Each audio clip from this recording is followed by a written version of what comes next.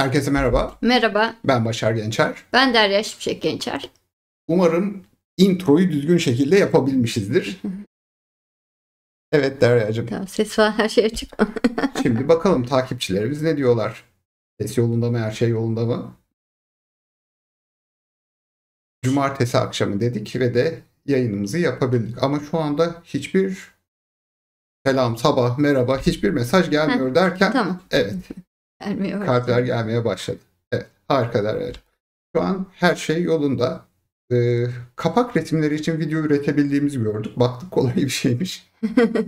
Temayı daha Gitgide iyi vurgulaması için. renklendiriyoruz videolarımızı. Evet, müzik istendi. Müzik de ekledik. Gelen talepler doğrultusunda biz de kendimizi geliştiriyoruz bu noktada. Çok keyifli yani bizim açımızdan. Evet Derya'cığım. Şimdi bir aslında akrep dolunay ile ilgili bir olayın devamını anlatacaksın Evet. büyük ihtimalle. Hemen sana geçiş yapalım ve dinleyelim. Şimdi öncelikle gökyüzünde Jüpiter ay düğümleriyle tek kare açı kalıbı oluşturuyor. Aynı zamanda kuzey ay düğüm Satürn'le ve Neptün'le birleşiyor. E, Bugünlerde gökyüzünde 12 Mayıs'ta aslında bir akrep dolunayı var ve bu dolunay bir mistik dörtgen yaratıyor. Bunu da geçen hafta anlattık ve bundan dolayı da hani bu yaşanırken bir yandan da bu tek kare yaşanacak. Yani şöyle bir durum var gökyüzünde. Öncelikle dolunay biliyorsunuz öngörülemeyen sonuçlar yaratacaktı. Hiç beklenmeyen, tahmin edilmeyen sonuçlara neden olacaktı. Bir kriz var, bir sorun var. İşte büyütülen, iyice zorlaştıran bir sorun var ve o beklenmedik sonuçlar yaratıyor. İşte o sonuçlar, yarattığı sonuçlar da başka bir noktadan bakıldığında büyük fırsatlar yaratıyor ya da akıllıca hareket edildiğinde çok güzel avantajlar verecek durumlara neden oluyor. İşte bu dolunayın krizinden çok bu Jüpiter'in olduğu alana bakıp nasıl bir fırsat var diye düşünmeye çalışmalıyız. Gökyüzünün bize söylediği asıl şey bu. Yani Jüpiter'in olduğu alana bak, oraya bir fırsata dönüşecek bu gökyüzünde yaşanan kriz, sorunlar, beklenmedik gelişmeler, öngörülemeyen şeyler başka bir tarafta bir fırsatı yaratıyor diyecek. Ve bu fırsatı da hızlıca, pratikçe düşünerek, hemen harekete geçerek değerlendirmek gerekiyor. Çünkü çok da uzun bir süresi yok. Bu fırsatı değerlendirmek için işte 10 Mayıs'la 22 Mayıs arasında hareket etmeliyiz. Yani bugün itibariyle bu fırsatlar görünür olmaya başlayacak ya da başladı. İşte 18'inde tam olarak kesinleşiyor. En geç 18'inde görmemiz gerekiyor. Zaten 18'inde gördüysek en geç 22'sine kadar da bu fırsatı değerlendirmemiz gerekiyor. Kısa bir fırsat penceresi var. Hani görebilene. O yüzden kapak resminde de böyle hızlıca oluşabilen o gökkuşağı düşündük. İşte bu daha güzel gözüktü. O ışınları koyduk işte. Hani güneşin bulutlardan süzülen ışınlarını koyduk. Yani anlık güzel bir şey var ve o değerlendirilirse de çok iyi olacak şeklinde bir durumu gösteriyor gökyüzü. Zaten Satürn de şeriatla birleşiyor. Orada da işte farklı düşünmek, sıra dışı düşünmek, değişik fikirler onu da gösteriyor. Zaten beklenmedik sonuçlar biraz da oradan oluşup işte burada fırsatı yaratıyor. Yani haritalarınızda şu an Jüpiter nerede ona bakıp ona odaklanmanız gerekiyor. Bu dolunayın, krizli dolunayın öngörülemeyen dağıtan sonuçları karşısında acaba nerede bir avantaj yakalayabiliriz, bunun hayrı ne olabilir diye oraya bakmamız gerekiyor. Şimdi tüm yükselenlere göre de adım adım anlatacağız zaten. Evet Derya'cığım, sen yükselen koç için notlarına bakarken hatırlatmalarımızı yapalım. Yayınımızdan faydalanabilmek için canlı yayın esnasında soru sorarken önce yükselen burcunuzu belirtmeniz ve de natal kuzey ay düğümünüzü, yani doğum haritanızdaki kuzey ay düğümünü belirtmenizi rica edeceğiz. Evinizi belirtmek, yani natal kuzey ay düğümü hangi evdedir soru olarak geldi. Opsiyonel olarak belirtebilirsiniz ama biz hani ekrandaki varsayılan tabloya yoğunlaşarak anlatıyor olacağız. Bunu unutmayın. Kendi yükseleninizle ilgili kısım ilk olarak cevaplanacak. Ondan sonra da ay düğümüyle ilgili olarak ek yorum yapıyor olacak Derya. Elimizde bunlar var. Şimdi bu gökyüzünün tüm parçalarını haftalardır anlattığımız için işte takıntı parçasını ayrı anlattık. İşte öngörülemeyen sonuçlar diye dolunayı ayrı anlattık. Şimdi bunların faydası şeklinde de bu fırsat penceresi yayınını yapıyoruz. Yani gökyüzünü parça parça her yerinde anlatıyoruz, anlayacağınız. Ve Hazırsan bu en kolay anlatılacak şey olacak tabii. tamamdır o zaman Derya'cığım. Sen hazırsan Evet. evet, hem sana geçiş yapıyoruz hem de yükselen koç için sorularınızı bekliyoruz şu anda. Sendeyiz. Yükselen koçlara baktığımızda işte Jüpiter ay düğümleriyle bir tek kare açık kalıbı yapacak ve 3. evde gerçekleşecek. Ve bu açık kalıbı aslında Akrep Dolunay'ının gölgesinde gerçekleşiyor. Yani Akrep Dolunay'ının krizleri yaşanırken gerçekleşiyor.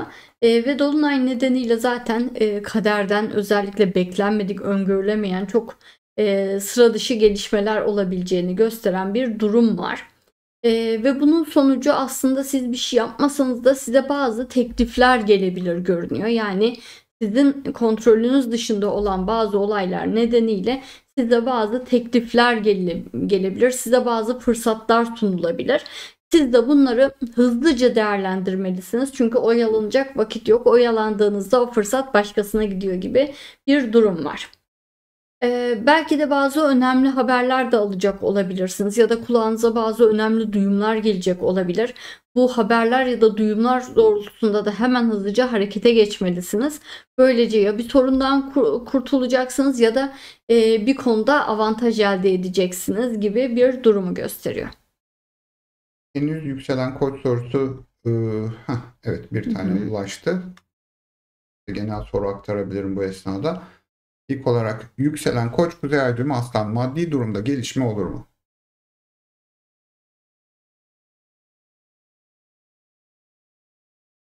Şimdi maddi konuları zaten geçen haftada bu dolunay vasıtasıyla anlatmışızdır.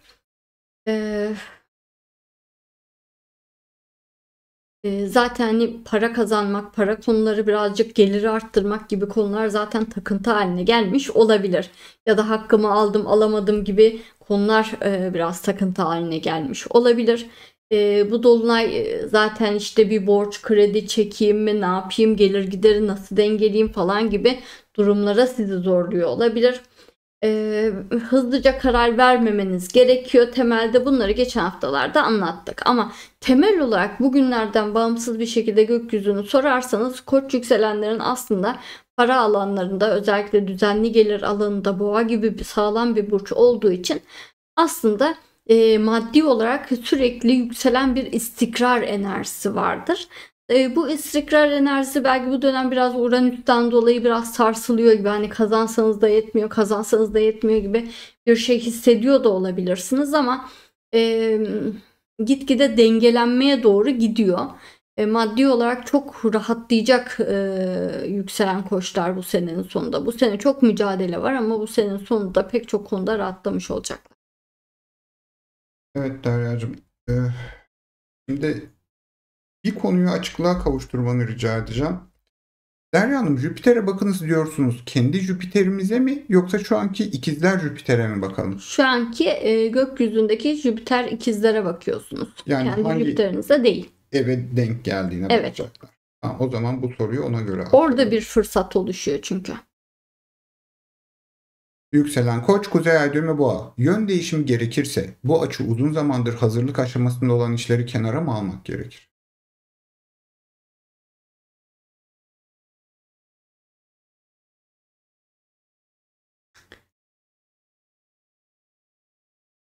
Şimdi yükselen koçlar tabii ki hani hala kadere uyum sağlamaları gereken bir dönemdeler. O yüzden yani kader ne getirirse buna uyum sağlamalarında ve gerekirse yön değiştirmelerinde ve planlarını esnetmelerinde fayda var.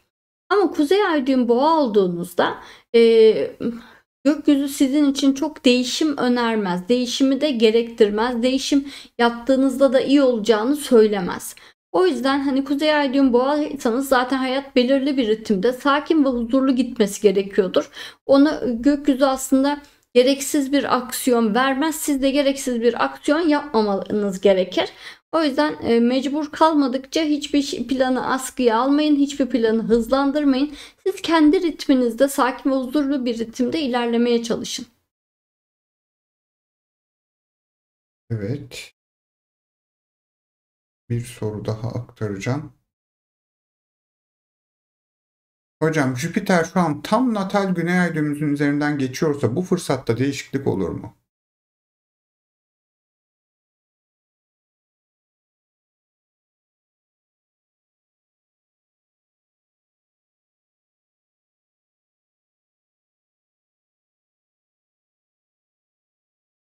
Evet, yayın olmadı arkadaşlar.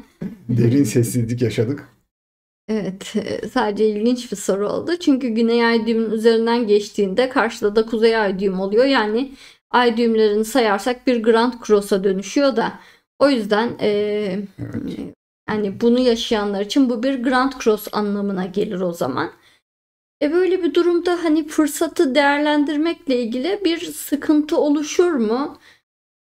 Aslında tam olarak oluşmaz. Hani yine de fırsatı çabuk görmeniz anlamına gelir. Çünkü Güney Ay düğümü sonuç olarak iyi bildiğiniz, iyi tanıdığınız bir şeydir ve oradan bir fırsat gelince de yakalamanız daha kolaylaşır.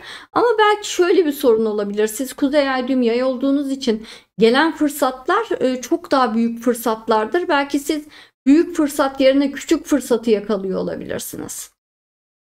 Bir de bunun tam tersi sorulu Derya'cığım. Hı hı. Jüpiter şu an natal kuzey ay düğümümüzün üzerinden geçiyorsa O zaman yani gelen fırsatı küçümseyip değerlendirmeme riskiniz var.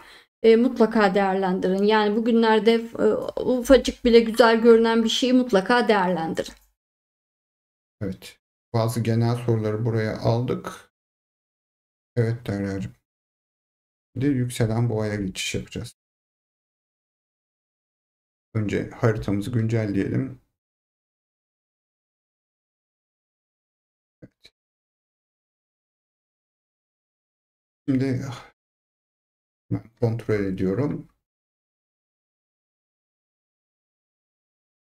Şimdi Selen Gökçen demiş ki hocam nasıl sorulur bilemedim ama bu dolunay geçen yaşanan tutulmalarla ilgisi var mı? Şimdi bu soru hani çok dolu bir soru. Yani bütün gökyüzünün hikayesini takip etmemiz gerekiyor. Hani bazı astrologlar hani bildiğim kadarıyla şey yapıyorlar. Gökyüzünde yaşanan bu olay aslında şu kadar yıl önceki şu tutulmayla alakalıydı, şu kadar yıl önceki bir yeni ayla alakalıydı gibi ilişkiler kuruyorlar. Derya ise gökyüzünün devam eden bir hikayesini anlatıyor. Hani direkt zaten yayın içerisinde geri dönüp şu gökyüzü olayıyla birebir kıyaslaması şeklinde bakmamalıyız ama mesela Derya bazı gezegen stelyumlarının devam eden bir etkisi olduğunda bunu hep vurguluyor. Yani devam eden bir Şimdi hikaye söz konusu oluyor. Normalde açısal derece olarak hani bir dolunayı başka bir tutulmanın etkisi değil ama o gökyüzünde anlattığımız işte balık dolunayı hem Mart'ta gerçekleşen hem Eylül'de geçtiğimiz işte dönemde gerçekleşen onların aslında yarattığı etkinin devamı şeklinde yaşanıyor. Evet hani o anlamda bir bağlantı var. Ama klasik anlamda o derece bağlantısıyla bir bağlantı da değil.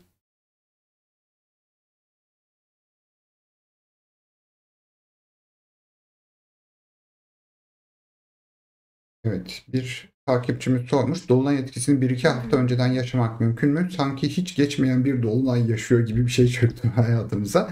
Bu mümkün. Önceki yayınlarda da buna değindik. Sizin haritanızın dinamiklerine göre, sizin hayatınızda, kendi kuzey ay düğümünüze gidişinizde neler başarmış olduğunuza göre transitleri ve haritanızın ne kadar güçlü olduğuna göre yani ne kadar Bir asaletli de gezegen olduğuna göre stelyum olmasına göre belki açısal olarak çok daha önceden başlıyor. evet transiti daha erkenden yaşamanız mümkün. Hazır olduğunda başlayabiliriz Derya'cığım. Senin anlattığın her şeye girdiğim için Ya ben çok seviyorum. Sen ilave yorum kattığında. kendi işimi yapamadım değil mi sen? Hani buradaki aralar biliyorsunuz Derya sonraki yükselinin yorumuna hazırlanıyor şu noktada.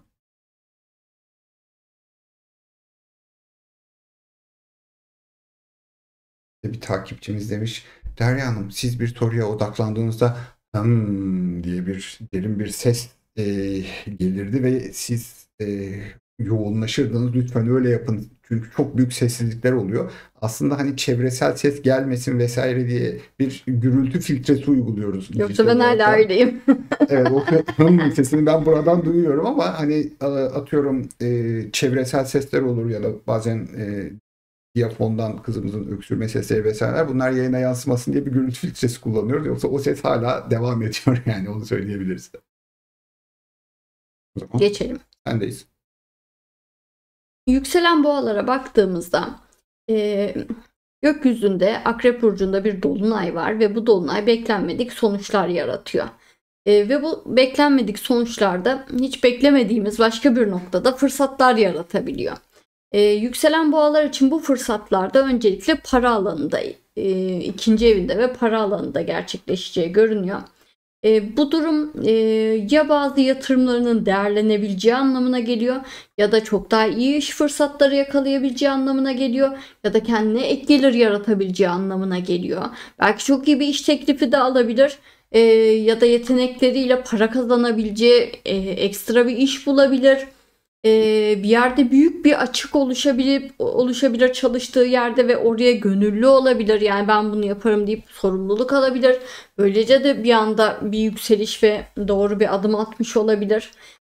Bu yüzden de bugünlerde özellikle yükselen boğaların yeteneklerini ortaya koymaları ve onlara ihtiyaç duyulan her konuda gönüllü bir şekilde yardıma koşmaları, ellerinden gelen her şeyi yapmaları aslında onlar için büyük bir avantaja ve fırsata dönüşebilir görünüyor. Hani bu gelirlerini arttırma fırsatı.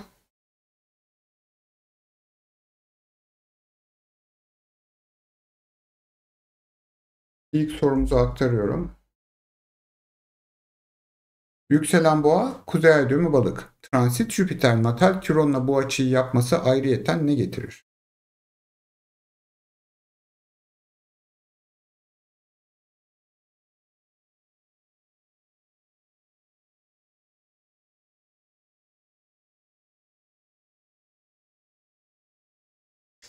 Yani tam anlamadım. Orada Kiron varsa mı? Evet, burada Kiron var. Natal Kiron, ikizler var Jüpiter'de anladığım kadarıyla. Yani o zaman tabii fırsatı görmeniz çok zor olacaktır. Hatta göremezsiniz. Yani Kiron'un olduğu yerdeki fırsatı görmeniz mümkün değil ya da o fırsatın görseniz bile ulaşmanız pek mümkün değil gibi bir risk verebilir. Böyle bir durum. Ama Kuzey Ay düğüm balık olduğunuzda aslında imkansız diye de bir şey yoktur. Belki hani fark ettiğiniz şeyin dışında da başka bir fırsat olabilir. Ya da belki de kader özellikle hani bir şey var ama bunu sana vermiyorum diyor olabilir. Kadersel olarak da bir mesaj alıyor olabilirsiniz. Belki size bir yön değiştirmeniz için bir mesaj geliyor olabilir. Yani çok sıra dışı anlamları olabilir. Kuzey Ay düğüm balıkken gökyüzünde verilen bir fırsatı almanıza izin verilmiyorsa.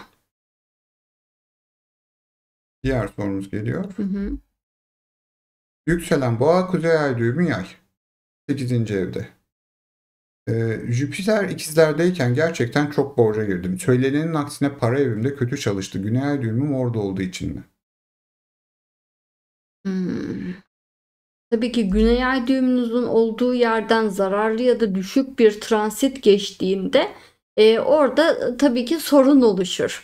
Hani yine küçük transitler çok belki büyük problemler yaratmazlar ama Jüpiter ve Satürn hani Güney Ay düğümünüzün olduğu burçtan geçiyor ve orada zararlı ve düşükse orada büyük sorunlara neden olabilir. Evet, Güney Ay düğümünüz orada olduğu için.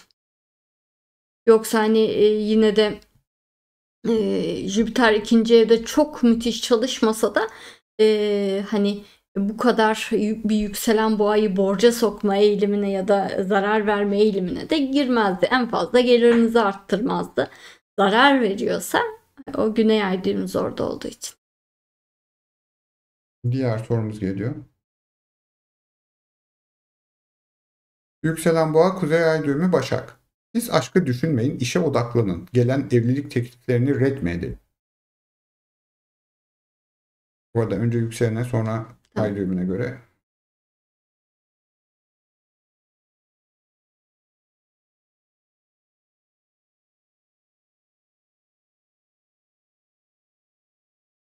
Şimdi şöyle Yükselen boğalara gökyüzü bu dönem aşk ya da ilişki getirmeme eğiliminde. O yüzden hani zaten yok diye kafaya takmayın, üzülmeyin, endişelenmeyin. Şu an gökyüzü zamanı değil diyor. Ama sizin haritanızda başka bir şey varsa getiriyordur. Ve getiriyorsa da orada onun bir anlamı ve önemi vardır. Sadece ona çok odaklanmamak gerekir. Ama hani konu evlilik gibi bir şey olduysa evlilik alanında zaten bir sorun yok. Evlenebilirsiniz. Sadece aşka çok vakit ayırmamanız gereken bir dönemdesiniz. Kuzey Ay düğüm Başak olduğunuzda ise zaten hani hayatınızda ana gitmeniz gereken yer aşk ilişkiler olduğu için hani Başak tam aşk ilişki demez ama belki işte kendinizi geliştirmeniz, hobiler katarak kendinizi daha mükemmelleştirmeniz için belki hayatınızda size motivasyon sağlaması gereken bir partnerin de olması gerekiyordur. Bundan dolayı da olabilir ama sonuç olarak sizin hayatınızda bu figürlerin her zaman olması gerekiyor Güney Ay düğüm Başak'tayken bile. Ama sadece bu dönem Güney Ay düğüm Başak'ta olduğu için hani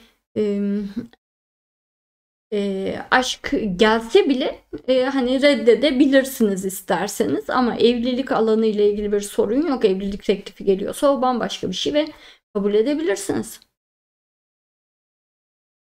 Derya'cığım, yükselen ikizlere geçmeden bir soruyu biraz kırparak paylaşmak istiyorum. Bir takipçimiz demiş ki uzun zamandır at almak istiyorum. At sahiplenmek istiyorum. Bu 5. ev binicilik hobisi konusu mudur? Yoksa 6. evin evcil hayvanlar konusu mu? Teknik yorumunuz nedir? Yani bugüne kadar 2017'den beri astroloji yorumları yapıyoruz. Böylesi bir soru almamıştık.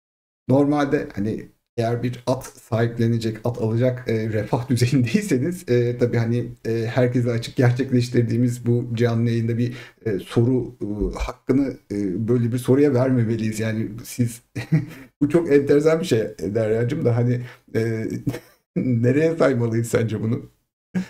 5. evin İşte yani binicilik hobisi ise tabii ki 5. ev. Yok siz atları seviyorsanız, atlarla ilgilenmek, atlarınız olsun istiyorsanız 6. ev tabii ki. Sadece şaşırdığım için aktarmak Evet. istedim yani. Ya o atı alıp yine o binicilik şeylerinde bir hani atlıyorlar ya o engellerin üstünden falan öyle bir şey yapacaksanız Engelli atlama. e, bu daha 5. ev ya da ata böyle giyinip kuşanıp binecekseniz o daha böyle 5. ev ama yok atları çok seviyorum onlarla vakit geçirmek istiyorum arada binerim falan diyorsanız hani atlarla yaşamak istiyorum diyorsanız o 6. ev yani hani çok olabilecek bir şey mi bilmiyorum ama Yani tüm gerçi eskiden hep takipçilerimizin atlarımız vardı yani. gönüllerince severek ilgilenebilecekleri böylesi hobilerinin olmasını isterim Derya'cığım. Herkese de dilerim bunu. Yok yani eskiden memlekette falan yaşarken at oluyordu yani olmayan bir şey değildi yani hep öyle. Tabii. Bence bu farklı düzeyde bir at. Tamam peki. Büyük ihtimal soydu. Benimce öbür türlüsü de normal gördüm de bir an. Şimdi yükselen ikizlere geçeceğiz Derya'cığım. Hani şey çok enteresan. Astrolojide evet pek çok konuya yanıt aranabiliyor. Daha önce bir takipçimiz su kuyusu kazacağım. Acaba su çıkar mı çıkmaz mı? Buna yatırım yapmalı mıyım? Hani bu tür ekstrem sorular çok eleştiriliyor aslında. Hani 75 bin takipçimiz var neredeyse ve de hani kaç tanesi su kuyusu kazdıracaktır ya da atılacaktır. Ama hani yayınımızı yıllardır takip eden takipçilerimiz de hani astroloji tekniğiyle acaba bunlara yanıt aranabiliyor mu diye de merak ediyorlar.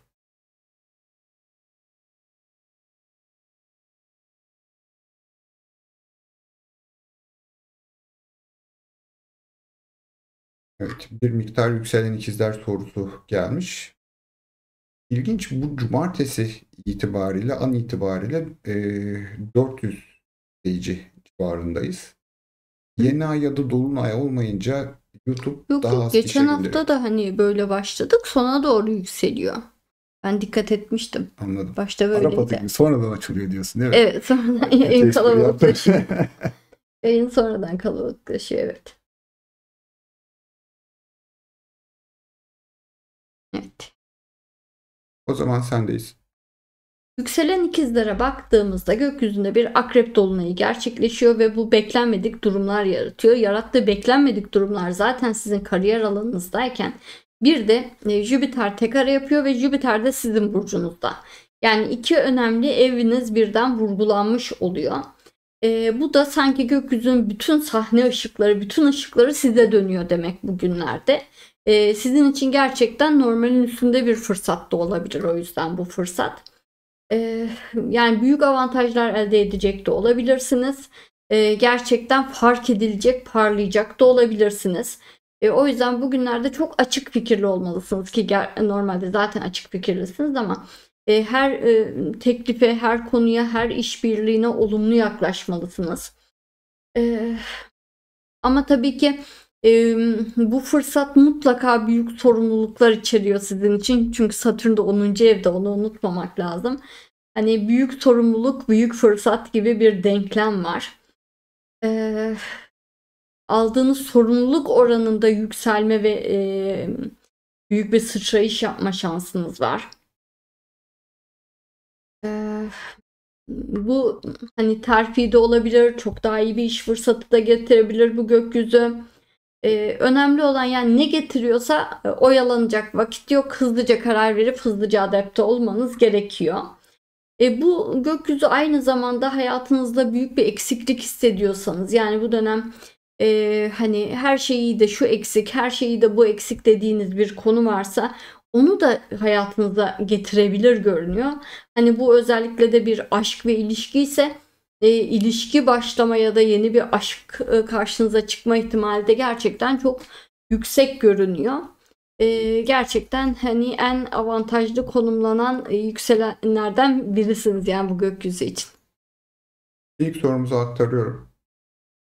Yükselen ikizler, Kuzey Ay düğümü Akrep için beklediği olgunlaşma, bireyselleşme veya saygınlık kazanma gibi konular açısından bir fırsat var mı?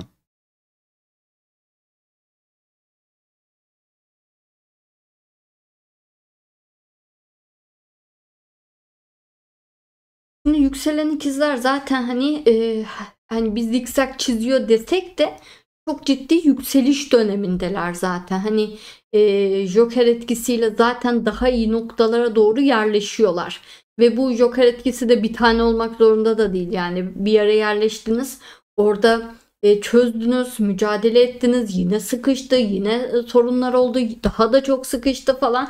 Sonra bir daha Joker etkisiyle o tüm öğrendiklerinizde başka bir yere yerleşeceksiniz gibi bir durum var. Bu gökyüzü de aslında hani bir saygınlık kazanma, bir yükselme, bir güçlenme veriyor. Ya da işte Satürn'e bir olgunlaşma veriyor da diyebiliriz. O anlamda sizin için çok avantajlı bir gökyüzü var bugünlerde. Kuzey Ay düğüm Akrep olduğunuzda sadece şeye dikkat etmeniz lazım. Size yarattığı bu zikzaklar, gelgitler, iniş çıkışlar, krizler, zorluklar, mobbingler ne yaratıyorsa hani o gelgitler hani ne ile sizi en çok sınıyorsa çok daha yoğun ve çok daha sert olabilir.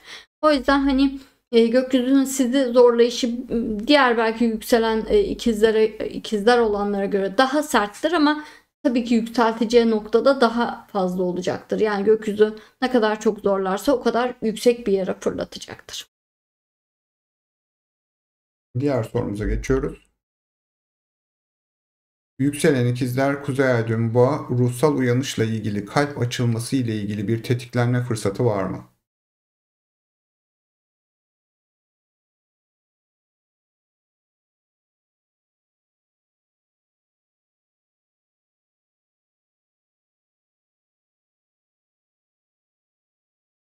Şimdi öncelikle ikizler yükselen hani manevi arayışlardan çok bilimsel ya da zihinsel arayışlara doğru gider. Hani tabii ki meditasyon çok onluk bir şeydir ama tam spiritüel alan yükselen ikizler meraktan girebilir. Ama akıl insanıdır, Merkür burcudur. O yüzden tam o su elementinin olan spiritüel, ruhsal uyanışlar gibi şeylere ne direkt yatkın, uygun değildir. 10. evde ilgi duysa da daha zihinsel olarak hani açılmaya, hani şöyle de diyebiliriz. Hava elementi ermiş olmaya doğru gider. Su elementi evliya almaya doğru gider, yani gidebilirse, yani o arayışlarda en azından. Böyle bakmanız gerekir. Şimdi bu tarz hani haritanızda eğer hava elementleri, hani ikizler yükseldiğiniz gibi hava elementleri yoğunsa, öyle bir aydınlanma, öyle bir arayışa hani girdiyseniz, hani şu dönem bununla ilgili tam bir veri var mı? Daha yolun başındasınız görünüyor açıkçası. Hani kendi haritanızda bambaşka bir şey vardır, onu bilemem, ama teknik olarak daha yolun başındasınız anlamına gelir şu anki gökyüzü. Ama zihinsel olarak hani meditasyonlar, mesela bilim okumalar, işte kuantum okumalar falan, daha akıl yönünden okuyup araştırma yönünden yapıyorsanız, o zaman biraz daha avantajlı olabilirsiniz. Ama yine yolun yine de başlarında sayılabilirsiniz.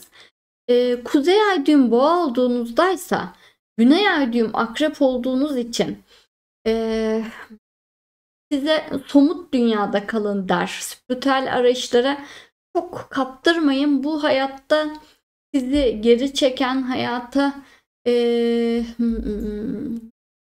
sıkıca sarılmanızı engelleyen bir temaya dönüşmüş olabilir gibi bir uyarı verir. Daha boğa çünkü somut bir burçtur, dünyevi bir burçtur. Tam olarak spiritüel bir burç değildir. Yani sen bu hayata burada olmaya geldin. Hani bu hayata, hani öbür tarafa odaklanma, spiritüel görünene odaklan der biraz. O yüzden Yani dini imanı paradır diyorsun. öyle demiyorum. Öyle demiyorum, olur mu?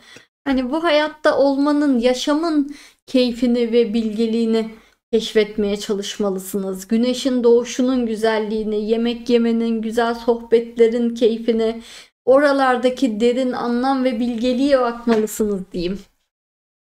Bir ara soru: ermişle evliyanın farkı ne?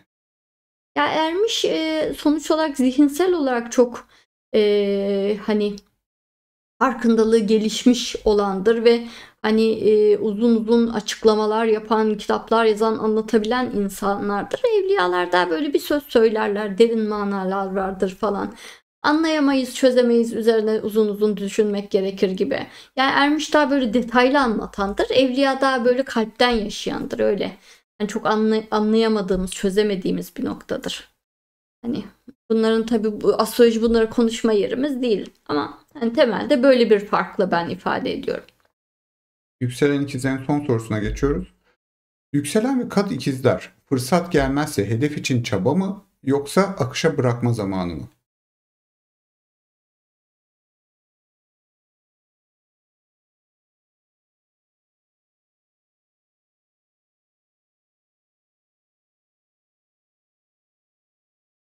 Şimdi normalde yükselen ikizlere fırsat geliyor. Ama hani kendi de görebilir, kendi de fırsatı görüp değerlendirebilir, yakalayabilir. O da gayet mümkün. Çünkü bir boşluk oluşur ve oraya ben talibim diyebilir, ya da kendisi bir şeyi fark edip bunu ben şöyle hallederim deyip kendini ortaya çıkarabilir gibi. Ama kuzey ay düğüm ikizler olduğunuzda mutlaka kendiniz bir şey yapmanız gerekiyordur. Yani çünkü kuzey ay düğüm yay değilsiniz. Hani ayağınıza kolayca bir şey gelmiyordur. Evet Derya'cığım. Şimdi yükselen yengeçe geçiş yapacağız.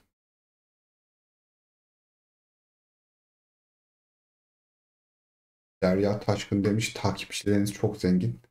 Vallahi keşke tüm takipçilerimiz çok zengin olsalar. Hepimiz çok daha iyi durumda oluruz böylece. Ama atla ilgili soruyu soran kişi de, inanın vallahi çok zengin falan değilim. Sadece teknik olarak merak ettim. Zar zor alırsam sevdiğimden bir at alacağım demiş kendisi. Ya şey düşünün, işte 6. ev günlük hayat, yani bir kedi köpek aldığınızda hani hep hayatınızın bir parçasılar. O yüzden 6. evdeler. Siz şimdi bir çiftlikte yaşayacak ve her gün atı görecekseniz aslında 6. ev. Ama yok, siz hani çiftlikte yaşamayacaksanız, her gün o ata gidemeyecekseniz, o zaman 5. ev aslında. Yani böyle ayırmanız en mantıklısı. Hatırlıyorum da üniversite yıllarında 4 arkadaşlarım, 4 kişi bir öğrenci evinde kalıyorlar. Kedi almayı düşünüyorlar ve ortak vardıkları karar, biz kendimize bakamıyoruz, kediye nasıl bakacağız diye. Yani ülkemizde çok daha farklı noktalardan konuya yaklaşan insanlar da var. Şimdi Rose Ruby demiş ki Jüpiter ikizlerde zararda olduğu için mi ikizler burçlarına fazla şans getirmedi? Yengeçler daha mı şanslı olacak? Bunu akıllılar dünyası diye yaptığımız yayında Derya detaylı bir şekilde niye böyle çalıştığını anlatmıştı. Yani burada o şansı fark edebilmek çok daha zor oluyor. Evet, zararlı olduğu için kolay ve kendiliğinden gelmiyor. O Jüpiter'i dolu dolu yaşayamıyoruz orada. Göksu Çatalbaş da şöyle sormuş. İyi yayınlar. Benim soru formatıyla ilgili bir sorum var. Bazı konular var ki iki farklı evi ilgilendiriyor ama kıstırılmış burcu olanlar yükselen X olarak sorduğunda cevap değişir. Valla burada ortak paydada buluşmamız gerekiyor. Ortak kesişim kümelerine gitmemiz gerekiyor. Çünkü evet, bunun farkındayız. Ama hani o zaman da tüm izleyicilerimizin 12'de birinin daha da dar bir kısmının daha da dar bir kısmını hedefleyen bir soruya dönüşmüş oluyor. Yani arada farklı evde oluşuna ilişkin Derya'ya soruyu aktarıyorum ama hani siz açı orblarına göre bunu kendi harita yerleşiminize göre çıkarmalısınız.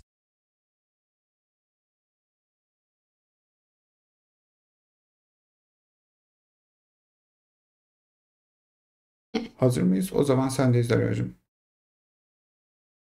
Bu arada Neptün var mı? Neptün'ü katıyor muyuz yoksa? Var. Şimdi var. Açıklamaya yazmayı unutmuş olabilirim ama Açıklamada sadece Satürn yazıyor, sonra Var. güncellerim. Yükselen yengeçlere baktığımızda gökyüzünde bir akrep dolunayı var. Bu da beklenmedik sonuçlar doğuruyor. Ve bu beklenmedik sonuçları da aslında beklenmedik fırsatlar yaratıyor. Bu fırsatları da görüp değerlendirmek gerekiyor. Şimdi yengeçler için Jüpiter 12. evde, yani fırsatın oluştuğu, fırsat penceresinin oluştuğu yer 12. evde. Tabii ki burası görünür bir ev değil. O yüzden yengeç için çok karışık durum, anlayacağınız. Bunun anlamı şu. Belki de yengeç yükselen fark etsin ya da fark etmesin, bugünlerde belki de büyük bir beladan kurtulacak. Yani onun başına örülen bir çorap boşa çıkacak ya da bir onlara zarar veren bir durumdan kurtulacaklar. Yani büyük sorunlarınız kendiliğinden çözülüyor da olabilir ya da yaşamak üzere olduğunuz bir sorun kendiliğinden ortadan kalkıyor olabilir. Belki davalık bir durumunuz çözülüyor olabilir. Ya da arkanızdan iş çevirenler var, sizi sömürmek isteyenler var. Bunlar bir şekilde hayatınızdan çıkıyor olabilir. Yani gökyüzü sanki özgürleşmenizi engelleyen, sizi kullanan, sömüren, durduran ne varsa böyle gizlice alıp yok ediyor. Sanki önünüzden temizliyor gibi. Yani büyük bir güç, kadersel bir güç sanki yolunuzun üzerindeki taşları temizliyor gibi bir anlama geliyor bu gökyüzü. Yani siz yürümek isterseniz yolda taş olmayacak. Yani siz yeter ki yürümek isteyin, yolda engeller olmayacak. Yürümek size kalmış. Bunu gösteriyor bu gökyüzü. Zaten de aşmakta zorlandığınız bir engel, sorun varsa bunun da ortadan kendiliğinden kalkma ihtimali oluşuyor. İlk sorumuzu aktarıyorum o zaman. Yükselen yengeç, kuzey ay düğümü Başak. Kariyer hayatı ne zaman düzelir? Ekim ayından beri sürünmekten, savrulmaktan yoruldum. Herkes savruluyor. Gökyüzü Eylül tutulmasıyla bayağı bir savurdu zaten. Sonra Mart tutulması oldu. Sonra Eylül'de tekrar tutulmalar olacak. Yani gökyüzü, hani bu balık enerjisi bu kadar yoğun vurgulandığı sürece gökyüzü bir savuruyor zaten. Çılgınca savuruyor. Kariyer hayatınızın düzelmesi için öncelikle ana kural yükselen yengeçte, ben işte kendi istediğim yola mı gidiyorum ya da yoksa ailemi, sevdiklerimi düşünerek bazı sorumluluklar aldım ya da bazı şeyler yapıyorum ilgili cevap çok değişiyor. Yani siz kendi istediğiniz çizgide bir kariyerde ilerliyorsanız tamamen özgürleşeceksiniz. O yöne gitmekle ilgili bugünlerde dahil tamamen özgürleşiyorsunuz. Ama yok hani aileyi geçindirmek, aileyi destek olmak falan gibi sebeplerle bir kariyer seçtiniz ve başka şeyler yapmak istediğiniz halde burada kalmaya çabalıyorsanız, burada devam etmeye, ilerlemeye çalışıyorsanız, o zaman gökyüzü orayı iyice tıkayıp sizi başka bir yöne gitmeye mecbur bırakabilir görünüyor. Diğer sorumuz geliyor. Yükselen yengeç, kuzey ay düğümü koç. Borsa yatırımlarında fırsatları yakalama şansı gelir mi?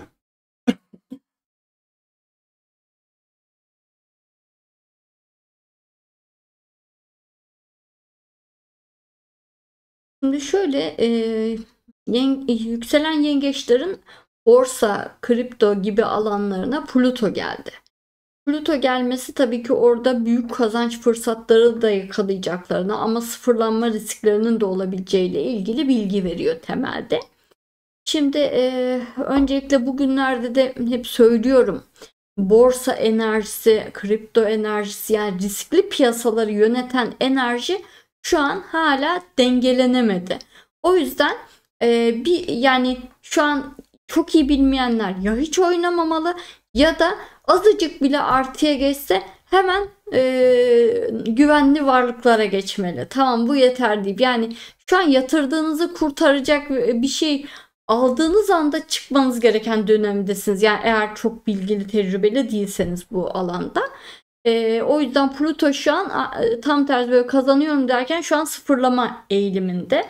Ama bu yılın sonundan sonra, yani Kasım'dan sonra düzelecek. Ondan sonra Pluto 8'de de çok güzel kazanma şansınız olacak. Sadece aşırı riske girip aşırı hırs yaptığınızda kayıp riski oluşacak.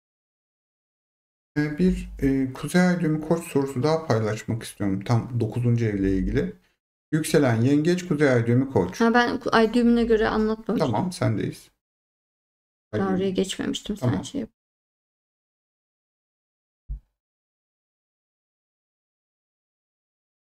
Yani kuzey ay düğümü koç olmanız burada sadece şunu değiştiriyor. Hani gerçekten bu alanı çok mu ilgi duyuyorsunuz? Çok ilgi duyup hani duyarak girdiyseniz o zaman yapabilirsiniz. Zaten zor zamanlarda, zor piyasalarda belki kazanma şansınız daha da yüksek olabilir, yani riskli ve zor zamanlarda.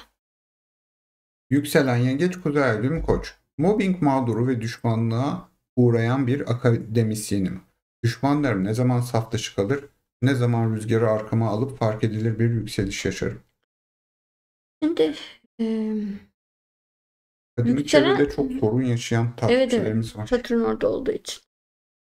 Şimdi yükselen yengeçler akademik kariyer anlamında zaten bu yılın sonunda büyük bir sıçrayış, büyük bir rahatlama yaşayacaklar. Şimdiden itibaren de yaşayacaklar aslında pek çoğu. Hani o alan tamamen düzelme enerjisine girdi ya da o alan çok parlama enerjisine girdi hatta. O yüzden bu alanda önünüz açık, mobbinglere aldırmamaya çalışın. Ama Kuzey Ay düğüm Koç olduğunuzda zaten hani Koç savaşçı bir burç. Yani her zaman bir rakip olacaktır, bir mobbing olacaktır. Yani bunu normal saymayı öğrenmeniz lazım. Yani hayat hani o rekabetin olduğu yere sizi atıyordur. Her zaman sizi durdurmak isteyenler olacaktır. Hani bunu bir motivasyon kaynağı olarak görün. Tamam, mobbing var. Kesin doğru şeyi yapıyorum. İşte bir rekabet mi var? Durdurulmaya çalışıyorum. Tamam, bu doğru şey. Başarmam gereken bu gibi. Bunu bir motivasyon aracına çevirmeye çalışın. Çünkü bu geçici bir şey değil aslında. Bu dönem daha çok yaşadığınız için belki geçici olduğunu düşünmek istiyorsunuzdur ama bu dönem daha çok yaşamanızın sebebi Satürn çok yukarılara geldi. Yani çok fark ediliyorsunuz. Fark edildikçe de daha çok mobbing ve daha çok rekabet oluşuyor. Bu yıllarca da böyle gidecek Kuzey Ay düğüm Koç olduğunuz için. Bunu dediğim gibi yani doğru yönde olduğunuzun kadersel bir işareti olarak görüp motive olmalısınız bundan. Tabii zor bir şey ama hani başka nasıl pozitife çevrilir bilmiyorum. Yani bunu normalleşmeniz, yani bu hayata böyle bir rekabete geldiniz. Mücadele etmeye geldiniz. Yükselen yengeç, kuzey ay düğümü terazi. İş başlatmak istiyorum ancak bir konudaki tereddütüm çok strese neden oluyor. Bu sağlığımı etkiliyor. İş veya sağlıkta risk var mı acaba? Jüpiter de tam 26 ikizlerde demiş. Jüpiter kavuşmuyor.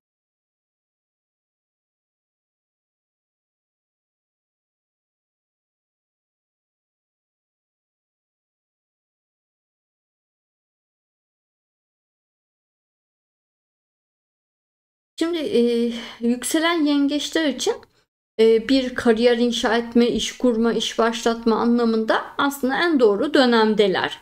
Tabii ki hani hep ilgi duydukları ya da bilgili oldukları bir alanda aslında çoğunlukla yapacaklar ama hani çalışma geçmişleri yoksa da çok istek duydukları bir alanda iş yapabilirler. Sağlık alanında özellikle yay gibi bir burç olduğu için hani çok riskli değil yükselen yengeçler ama yükselen yengeç hep böyle morali bozuk olunca hasta gibi olur. Morali düzelince de hızlıca toparlar. Öyle bir durumu vardır. Yani natal haritanızda temelde bir şey yoksa çok hastalık riskiniz olmaz. Ama işte de hani şu dönem yükselen yengeçlerin önü çok açık ama siz kuzey ay düğüm terazi olunca senaryo gene değişiyor. Bu ay düğümleri çok şeyi değiştiriyor anlayacağınız. Kuzey ay düğüm terazi demek hani bir iş kuracaksanız, iş başlatacaksanız bu işi mutlaka aileniz, eşiniz, sevdikleriniz istemeli. Siz istememelisiniz. Onların istediği bir şeyle ilgili başlangıç yapılmak zorunda. Siz onlara böyle heyecanlandırıp, heveslendirip istetiyorsanız yine sorun yaşarsınız. Yani batış olur, boşa kaynaklar harcanır. Yani siz bu hayatta şöyle düşünün. Başkalarının hayallerini, isteklerini gerçekleştirmek için varsınız gibi bir anlama geliyor. Biliyorum yükselen yengeçlere hep tersini söylüyorum ama hani size de hayatın kontrolünü ele al diyor. Sadece o kontrolü ele alırken hani tamamen benim istediğim, benim bakış açım demeyin. Çünkü siz zaten 10. ev Güney Ay düğüm koçsunuz. Siz hani ailemin istediklerini onlar konuşuyor ama hiçbir şey yapamıyor. Ben onların istediğini yapacağım diyerek harekete geçin. Yani hedefi kesinlikle siz belirlemeyin ama ailede genel olarak istenen bir hedefi gerçekleştirmek üzerine harekete geçin. Yoksa her şey ters gider. Evet Derya'cığım. Şimdi yükselen aslan yorumlarına geçeceğiz. Takipçilerimiz demiş yayını beğenmeyenlere o fırsat penceresi açılmayacakmış. Çok hoşumuza gidiyor. Takipçilerimiz böyle onlar hatırlatıyorlar. Çok mantıklı. Evet. Eğer kanalımıza aboneyseniz ve yayını beğendiyseniz size gerçekten teşekkür ederiz. Böylece daha geniş kitlelere ulaşmamızı sağlıyorsunuz. Ayrıca daha derinlemesine astroloji öğrenmek istiyorsanız, nereden başlayacağınızı bilemiyorsanız, astrolojiyi yapabilirim, yapamaz mıyım diye düşünüyorsanız, bu bilgilerin nasıl işte danışmanlık düzeyinde uygulandığını görmek ya da kendi haritanızı çözümlemek için nasıl kullandığını görmek için katıl yayınlarımıza katılabilirsiniz. Yani kanalımızın katılına tıkladığınızda ve kanal üyesi olduğunuzda hani sudan ucuz demeyelim ama bir bardak çay parasına Türkiye standartlarında kanalımıza üye olabiliyorsunuz. Yurt dışında çok daha fazla yazıyor. 10 Kanada doları vesaire gibi bir fiyatlandırma yapıyor YouTube ama eğer Türkiye'den üye oluyorsanız sadece 50 liraya üye oluyorsunuz ve de orada 8 tane yayın gerçekleştirdik. Her ay bir tane yayın gerçekleştiriyoruz. Tam ayın en son pazar akşamında yapıyoruz bunu. Ve de ilk yayınlarımızda nasıl bir harita baştan sona incelenir. Ondan sonra işte ay düğümü yoğunluklu haritalar, sonra transitlerin etkileri çok dolu dolu ilerliyor oradaki yayınlarımızda. Ve de bu şekilde kendinize çok şey katabileceğiniz içeriklerimiz var. Baby adlı takipçimiz işte danışmanlık sırası şu kadar zamandır gelmiyor diyor ama hani YouTube isimleriyle telefonu gerçek isimler farklı, yani siteye gelen başvurular ya da WhatsApp'a ulaşanlar, yani ben şuradan ulaşamıyorum şu an size, yani bununla ilgili gidip kayıtlardan da bakamıyorum. Biliyorum her yayında diyorum lütfen WhatsApp'tan hatırlatma mesajı atın ve de bir hafta içerisinde o gelen mesajların bir kısmına dönebiliyorum, bir kısmına gene dönemiyorum. O açıdan sizden WhatsApp'tan tekrar mesaj atmanızı rica edeceğim. Evet Derya'cığım, bu ara bilgilerden ve duyurulardan sonra sendeyiz. Yükselen aslanlara baktığımızda öncelikle gökyüzünde Akrep Burcu'nda bir dolunay var ve bu dolunay beklenmedik, öngörülmeyen fırsatlar, sonuçlar doğuruyor ve bu sonuçlar nedeniyle de fırsatlar oluşuyor. Ve bu fırsatlarda özellikle akıllı olanların fark edebileceği, görebileceği ya da akıllıca, uyanıkça düşünenlerin fark edebileceği fırsatlar. Sizin için bu fırsatlar 11. evde. Yani bugünlerde gökyüzü belki sizin değişik ortamlara girmenizi sağlayacak. Yani değişik ortamlara davetler alacaksınız, çağrılacaksınız gibi.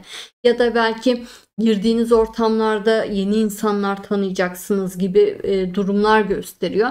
Yani bugünlerde karşınıza yeni çıkan kim varsa ciddiye almalısınız. Kim dikkatinizi çekiyorsa, belki de hani ne bileyim YouTube'da izlediğiniz bir alanınızdaki biri dikkatinizi çekecek. Fark etmez. Yani birileriyle fark edeceksiniz, birileriyle tanışacaksınız gibi bir durum var ve bu kişilerle bu tanışmayı ya da bu şeyi ciddiye almalısınız, bu fark edişi. Çünkü bu kişiler sonrasında çok başarılı, önemli, ünlü insanlara dönüşebilirler görünüyor.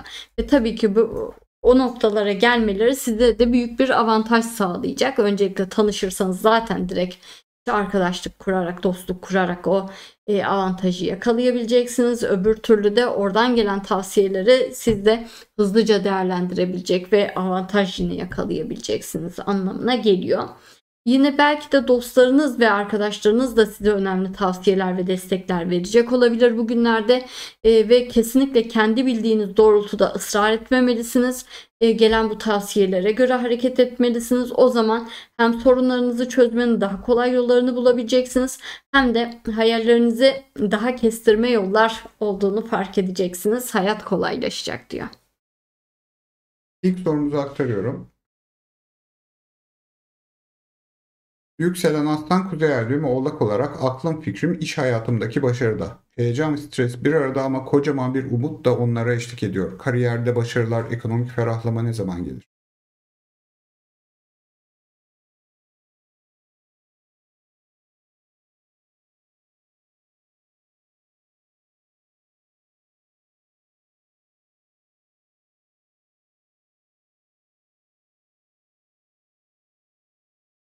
Şimdi yükselen aslanlara hep diyoruz aslında hani Satürn yükselişe geçti, işte başarılı olacak ama mutlaka birileriyle hareket etmeli.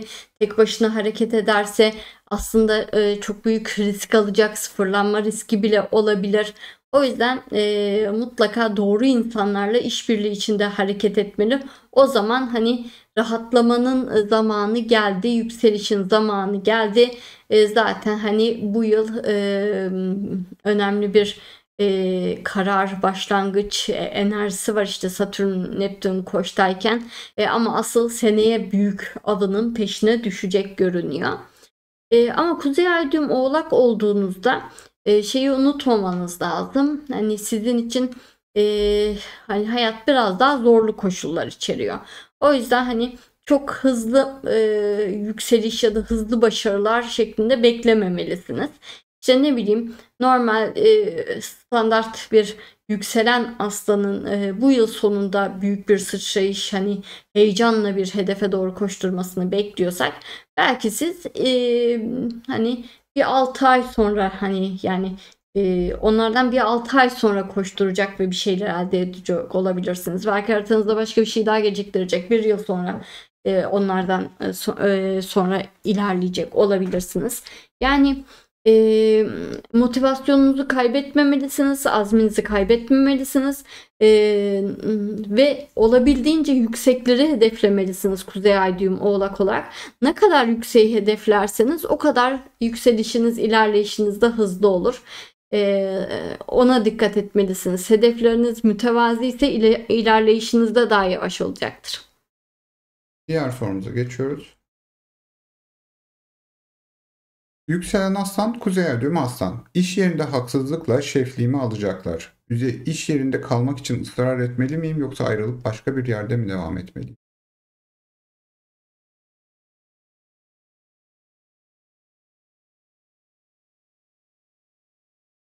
Şu an hani böyle bir durum olduğunda, yani yükselen aslanlar için şu an işten çıkarılma gibi bir durum olduğunda ya da işte ünvanına bir zarar gelme gibi bir durum olduğunda aslında çok yapabileceği bir şey yok. İşte doğru kişilerle hareket etmezse işte ünvanının alınabileceği, işte konumunu kaybedebileceği, itibarını kaybedebileceği gibi riskleri hep anlatıyorum zaten. Bunu durdurmak üzerine şu dakika, hani bu artık gündeme net bir şekilde geldiyse şu dakika direkt durdurma şansı yok.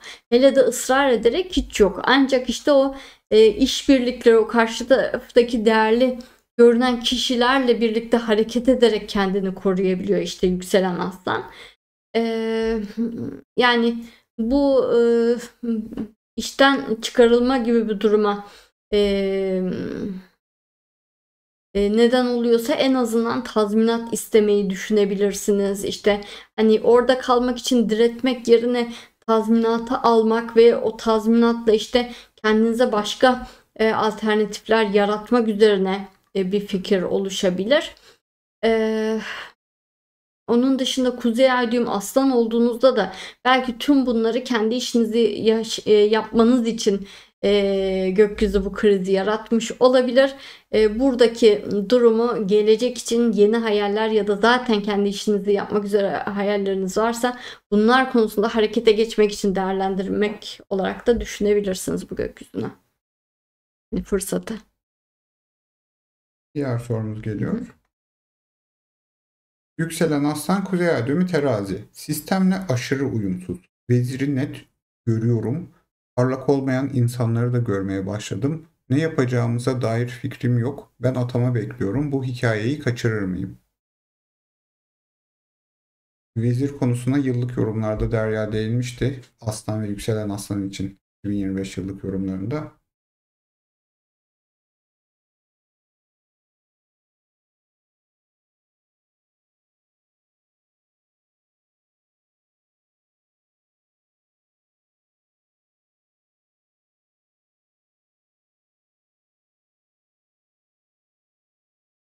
Şimdi yükselen aslanlar hani çoğunlukla hani kendi işini yapmak ya da en azından hani atama gibi bir durumda da hani yükselen aslan demek işte ne bileyim hani normal bir atama değil de daha böyle uzman müfettiş gibi devlete girmeye çalışmayan daha üst kademelerden girmeye çalışmanın daha iyi olduğunu, daha kolay olacağını söyler. O yüzden hani yükselen aslansanız daha iyi noktaları hedeflemek ve ulaşmaya çalışmanız gerekir.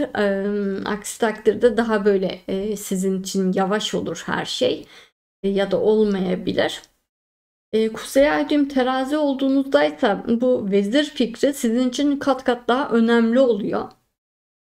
Öncelikle hayatınızda zaten eş, ortak, çocuk, aile yani önem verdiğiniz birilerinin olması gerekiyor ve onların kararlarının ışığında hayatınıza yön vermeniz gerekiyor.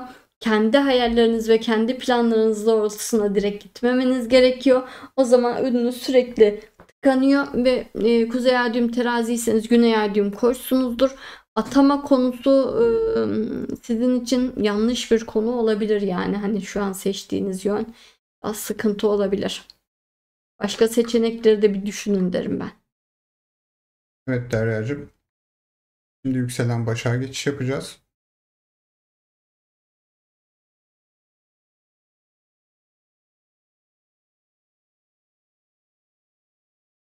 Elif Kavcı sormuş. Bu yorum Solar Return'de yükselen aslan olanlar için de geçerli mi?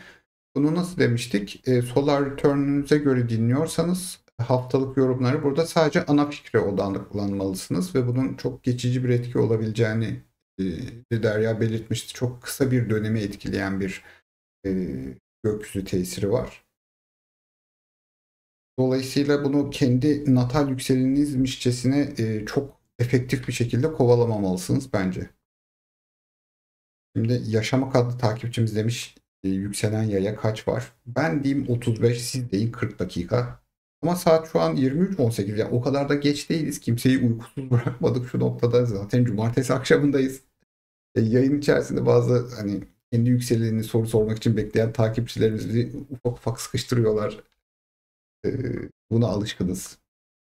Esra Uğur demiş ki Başar Bey Derya Hanım'dan daha çok konuşuyor. Ah, biz bunları açtık, biz bunları tartıştık. Yani siz biliyorsunuz yarın videoyu izlediğinizde dakikalar olacak. Oraya tıklayıp sadece Derya'yı dinleyebilirsiniz. Bunu yapabilirsiniz. Hazırsan Derya'cığım sendeyiz. Yükselen Başaklara baktığımızda gökyüzünde öncelikle Akrep burcunda bir dolunay var. Bu dolunayda öngörülemeyen sonuçlar doğuruyor ve bu sonuçlar da beklenmedik fırsatlar yaratıyor. Öncelikle yükselen Başaklar için bu fırsatlar 10. evde, yani değerlerinin anlaşılması, değer görmeleri anlamına geliyor. Bu değer görme öncelikle eski tahminlerinin, uzun süredir yaptıkları tahminlerin doğru çıkması, haklılıklarını ispatlamaları anlamına geliyor. Bundan dolayı da bir işte bir yükseliş, terfi yaşayabilirler. Ya da işte kırdıkları ve üzdükleri Satürn kişisi dediğimiz kişiler haklı çıktıklarını görüp işte geri gelebilirler, işte tekrar hani karşılarına çıkabilirler gibi durumları getiriyor. Ama hani ister iş yerinde bir şey olsun, ister Satürn kişisiyle ilgili bir geri adım ya da zaten hani hayatınızdan çıkmadıysa da size daha da bir güvenip bağlanması olsun, fark etmez. Böyle bir durumda hani alçak gönüllü ve mütevazi olmalısınız. Böyle davranırsanız konumunuzu daha sağlamlaştıracaksınız. Ama yok ben demiştim ve şeklinde ukala bir tavırla yaklaşırsanız o zaman hani insanlar tebrik edip uzaklaşacaklar görünüyor. İlk sorumuzu aktarıyorum. Hı hı.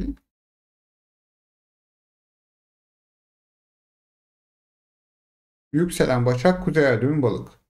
Duygusal ilişkilerde istikrar ve huzuru yakın zamanda yakalayabilir miyiz? Ya da ne zaman yakalayabiliriz? Krizler ne zaman biter?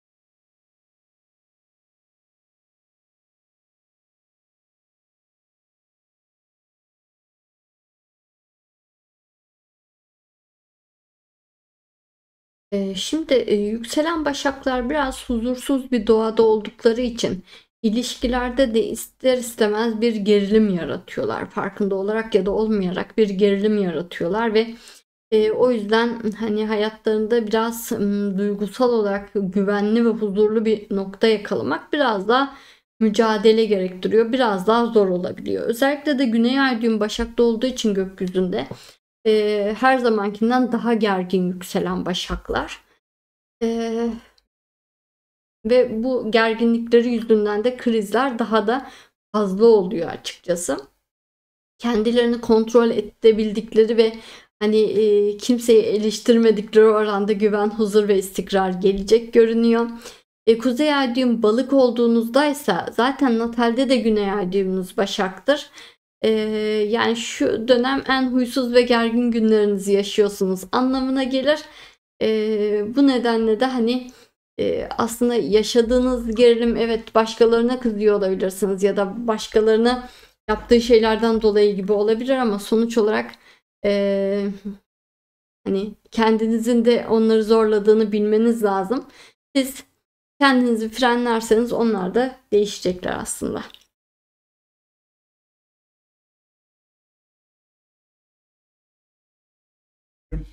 İkinci sorumuz geliyor.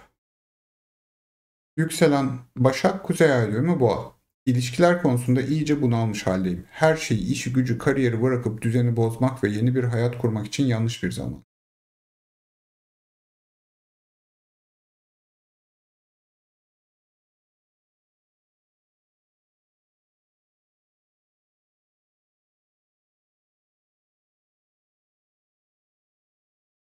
Yükselen Başaklar için şu an işi gücü her şeyi bırakıp yeni bir hayat kurmak için yanlış bir zaman. Öncelikle zaten Güney Ay düğüm sizdeyken bu kadar büyük bir karar kesinlikle vermemelisiniz. Bu kadar büyük bir adımlar atmaya kalkışmamalısınız. Kuzey Ay düğüm Boğa olduğunuzdaysa zaten değişim büyük bir hata demektir. Yani sadece Kuzey Ay düğüm, transit Kuzey Ay düğüm Akrebe geçtiğinde hayatınızda değişim yapmalısınızdır. Onun dışında sahip olduklarınıza sıkı sıkı tutunmalısınızdır. Onu söyler gökyüzü. Geldim Boğa'ya değindiysem sonraki sorudayız. Yükselen Başak, Kuzey Ay düğümü Oğlak. Satürn kişimi nasıl anlarım? Vasat dediniz. Bu duygusal olarak ketum gelgitli de olabilir mi? Bu konuda tam destek verilebilir mi? En az 3-4 tane Satürn kişisi sorusu var. Hani ayrılan mı istersin? Daha hayatına girmemiş olan mı istersin? Şimdi şöyle, duygusal olarak ketum da olabilir, gelgitli de olabilir. Dediğim gibi başta vasat da gözükmüş olabilir. Ama şu an artık biraz daha düzgün görünmesini bekliyoruz. Çünkü hani Kuzey Ay düğüm desteği geldi artık. Hani Kuzey Ay düğümsüz bir şekilde daha kötü gözüküyordu. Yani bu yıl itibariyle daha iyi gözükmesini bekliyoruz ama yine de hala bir parça vasatlığı da olabilir, gelgiti de olabilir. Hani o zaten balık burcu, yani bir şaşkın da gözükebilir. Her şey olabilir. O yüzden yani Satürn kişisine destek vermek gerekiyor.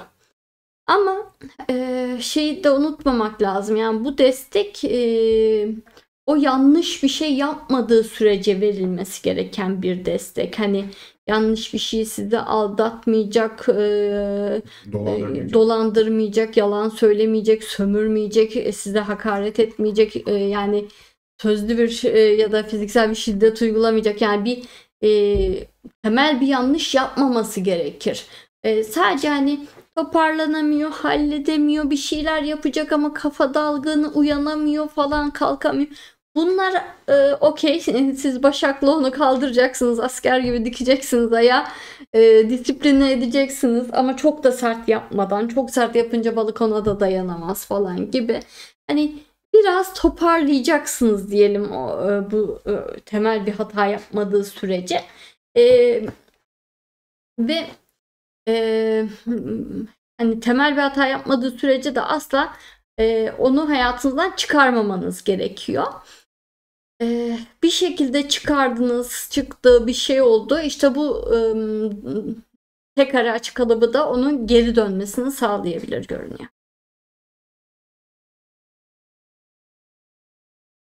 Evet Derya'cığım, yükselen terazi yorumlarına geçeceğiz.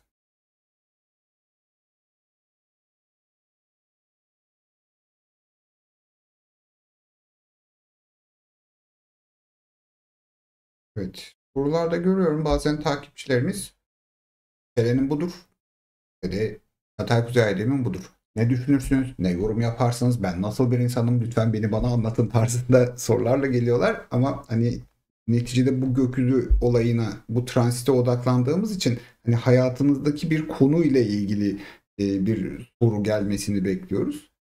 Dolayısıyla sorularınızı buna göre şekillendirirseniz daha çok verim alırsınız. Ayrıca bir sabitlenmiş yorumumuz var. Takipçilerimizin yani %60, %70'i onu okuyaraktan daha e, iyi sorular sorabiliyorlar. Tavsiye ederiz. Hazır mıyız? O zaman. Yükselen terazilere baktığımızda gökyüzünde bir akrep dolunayımız var. Bu akrep dolunayı işte öngörülmeyen sonuçlar doğuruyor ve bu sonuçlarda beklenmedik bir alanda fırsatlar yaratıyor. Şimdi terazi yükselenler için, yükselen teraziler için bu 9. ev alanı her şeyden önce. Bu durum hayata yepyeni bir gözle bakmak, hayatta yepyeni bir yöne gitme fırsatını fark etmek. Yani sanki hayata yeniden başlıyormuşçasına bir farkındalığa ulaşmak anlamına gelebilir görünüyor. Bu farkındalığı sağlayan temel şey işte karşınıza çıkan bir partner adayı ya da ortak adayı olabileceği gibi, hani evliyseniz eşinizin büyük bir değişim geçirmesi, bambaşka fikir ve planlar yapmaya başlaması olarak da yaşanabilir. Yani eşiniz bambaşka fikirler ve hayallerle karşınıza da çıkabilir yani. Özellikle de bu hayaller, planlar, hedefler ya da işte karşınıza çıkan insanlarla ilgili etkisiyle yapacağınız planlar, yurt dışıyla, sosyal medyayla, akademik kariyerle, ticaretle ilgili de özellikle olabilir görünüyor. İlk sorumuzu aktarıyorum. Hı hı.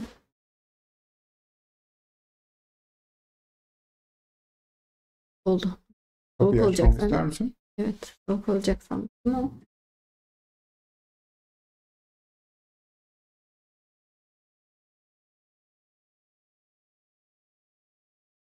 Yükselen terazi, kuzey ay düğüm balık olunca bu dönem sorunlu evlilik hayatı tamamen sarsılmış ve zordayken bitirme çabası içinde olanlar için de ne gibi olasılıklar bekliyor olabilir?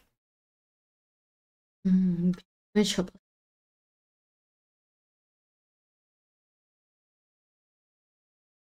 Şimdi öncelikle yükselen teraziler olarak hayatınızda işte sizi yoran, yıpratan, tüketmiş insanlar zaten hayatınızdan çıkabilirler.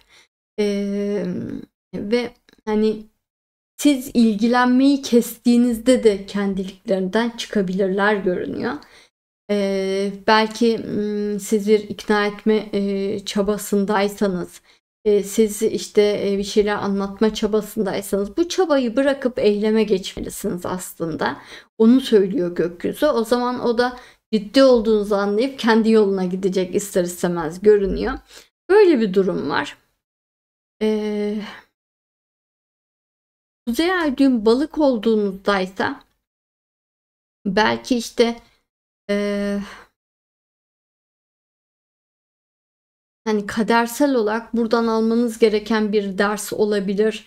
Çıkarmanız gereken bir anlam olabilir. Belki onu görene kadar işte bu durumun içine sıkışıp kalıyor olabilirsiniz. Buradan ne öğrendiğinize odaklanmak belki de bu düğümün çözülmesini kolaylaştırabilir. Diğer sorumuza geçiyoruz. Yükselen terazi, kuzey ay düğümü yay. İş ve aşk hayatında nasıl yön belirlemeli? Hiçbir şey yapmak istemiyorum. Aşkı çözemediğim için canım sıkkın. İş hayatına yansıtıyorum. Bu defa da stres oluyor.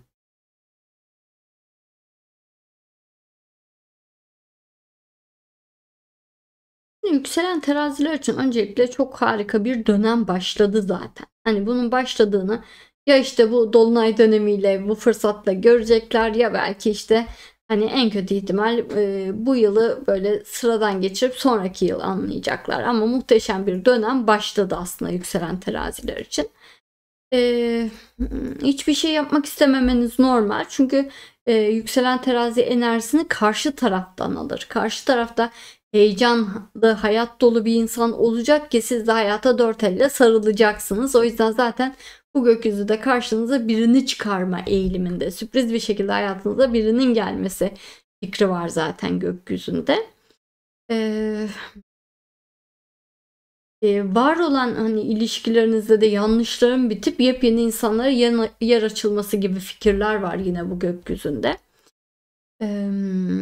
İş hayatı anlamında da aslında yine bugünlerde hızlıca büyük bir değişim olup yepyeni kapıların açılması söz konusu olabilir gibi. Yükselen teraziler için bir sürü güzel gelişme var. Tabii ki bunları görüp harekete geçmesi ve değerlendirmesi gerekiyor temelde. Siz kuzey ay düğüm yay olduğunuzdaysa şöyle bir durum var. Aslında 21 derece yani güney ay düğümünüzde tam Jüpiter'in üstünde. Yani kuzey ay düğüm yay demek daha da mucizevi, daha da muhteşem bir döneme giriş yaptığınız anlamına gelir her şeyden önce. Ama temel olarak şöyle de bir durum vardır. Siz bir güney ay düğüm ikizler olarak o kadar mantıklı ve akıllıca hareket ediyorsunuzdur ki çılgınlık yapmadığınız için buradaki fırsatları bulmanız gecikebilir. Yani yükselen terazinin avantajlı yerleşip bütün fırsatların yanında oluşu durumunu kaçırma riskiniz oluşabilir. Ama en azından şimdi gökyüzünde Jüpiter ikizlerde ve sizin güney ay düğümünüz üzerinde yani bugünlerdeki fırsatı görmeye şansınız çok çok yüksek. Fark etme şansınız çok çok yüksek.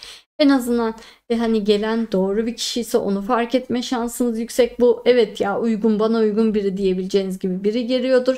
Ya da işte bir fırsat geliyorsa da o zaman yine onun fırsat olduğunu fark etme şansınız da yine çok daha kolay olacaktır. En azından bu pencereden baktığımızda da buradaki gelişme sizin için hani bu terazinin toz pembesini başlaması fırsatı oluşabilir. Güzel şeylere tutunun ve hayatta hep mantıklı olanı yapmamaya çalışın. Diğer sorumuz geliyor. Yükselen terazi, kuzey ay düğümü 5. ev balık. 2 senedir akademik iş arayışındayım. Yurt dışı akademik iş imkanı bu dönemde gelebilir mi? Hayatta yeni bir sayfa açmaya çok ihtiyacım var.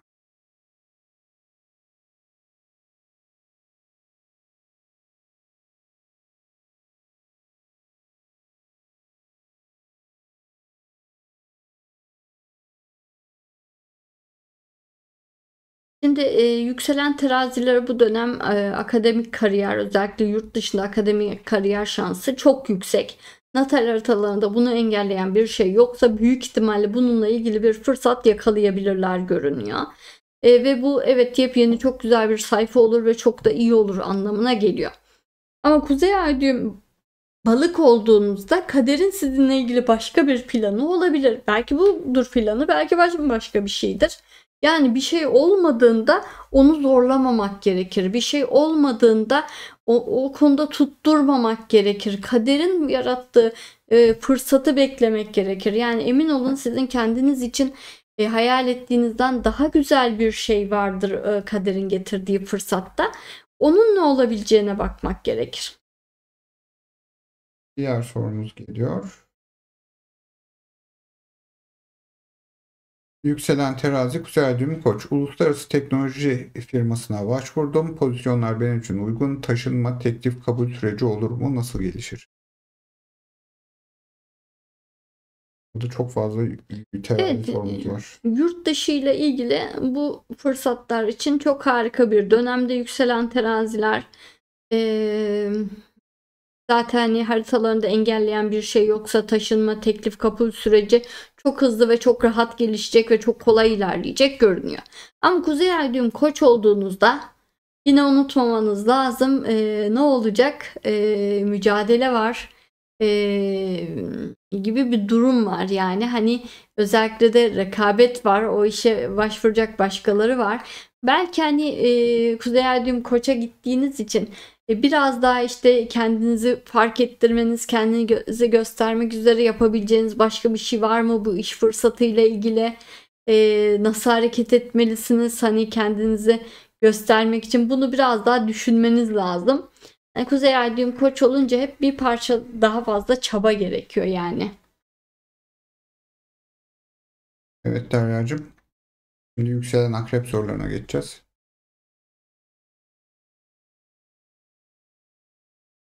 Şimdi bu haftaki gibi yayınlar çok dar temalı bir gökyüzü olayının anlatımı oluyor. Derya'nın ana konuyla ilgili anlatacakları az oluyor ve bu gibi yayınlara yorumlarınız artık çok kısa. Video 2 saati geçiyor ama Derya Hanım sadece 2 dakika anlatıyor tarzı şeyler yapıyor ama unutmayın bundan önceki 3-5 yayın birbiriyle tema olarak bağlantılı bir şekilde ilerliyor.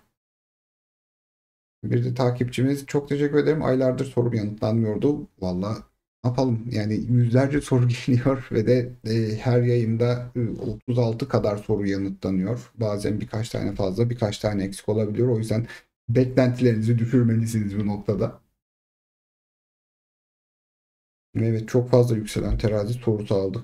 Çok ilginç oluyor. Kimi yayınlarda izleyicilerimizin soru soran izleyicilerimizin çoğunluğu belirli bir burç yoğunluğunda olabiliyorlar. Enerji çekiyor galiba onları temaya göre. Sen hazır olduğunda Hı hı. başlayabiliriz. Sendeyiz. Yükselen akreplere baktığımızda zaten burcunuzda bir dolunay gerçekleşmek üzere görünüyor ve bu dolunay büyük bir kriz yaratıp beklenmedik sonuçlar doğuracak hayatınızda. Ve bu sonuçlarında aslında yine beklenmedik güzel fırsatlar da içeriyor olabilecek. Öncelikle bu fırsat 8. evde olduğu için gökyüzündeki bu açık kalıbı size toplu paralar getirebilir görünüyor ya da toplu kazançlar elde etme fırsatı yaratabilir görünüyor.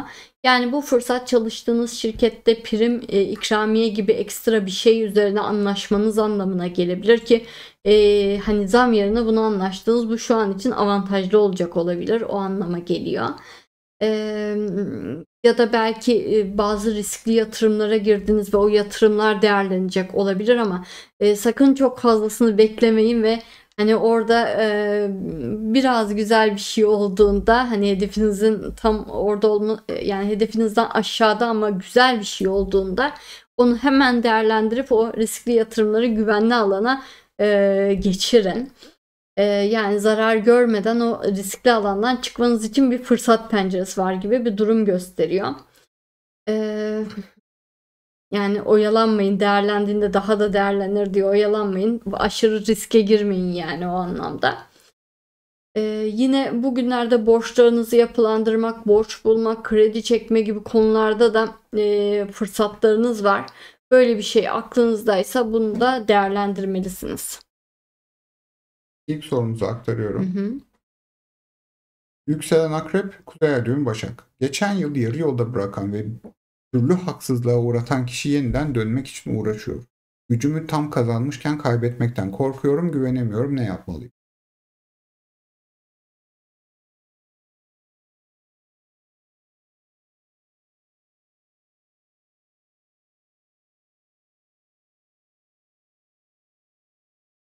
Normalde yükselen akrepler tabii ki hani hala Satürn 5. evlerinde olduğu için anlayış göstermelerinde ve destek olmalarında fayda var.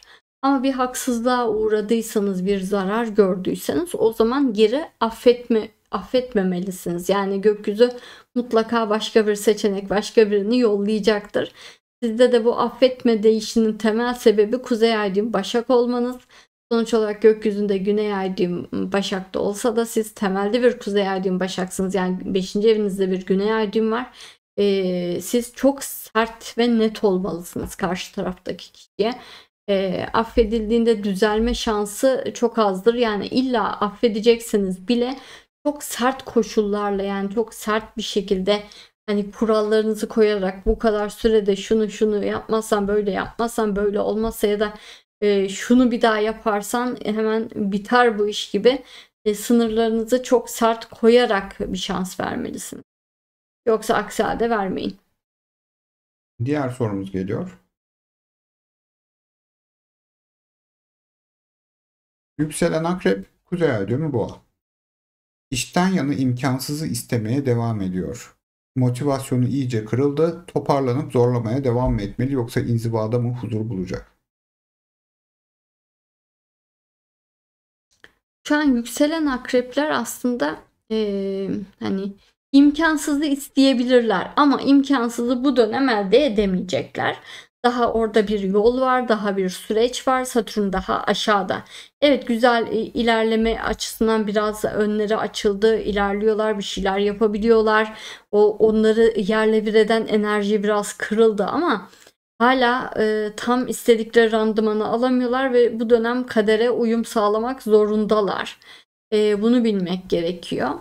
Ve Kuzey Ay düğüm Boğa'ya gittiğinizde ise hani evet, Güney Ay düğüm Akrep'le imkansızı istiyorsunuz. Hayır, siz öncelikle huzur, güven hedeflemeli. Bu kadar hırslı ilerlememelisiniz.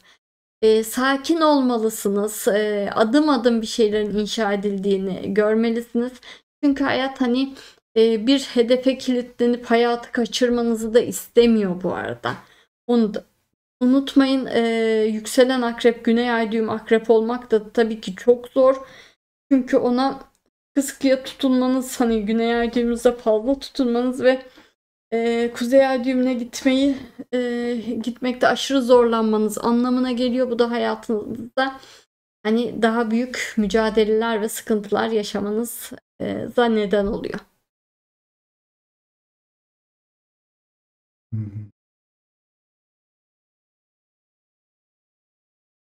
Yükselen Akrep, Kuzey Ay düğümü Terazi. İlişkilerde iyileşme olur mu? Yeni ilişki bekleyelim mi? Eskide yarım kalmış aşkımız için mi mücadele edelim yoksa her şeyi bırakıp iş hayatımıza mı odaklanalım, depresyona girelim?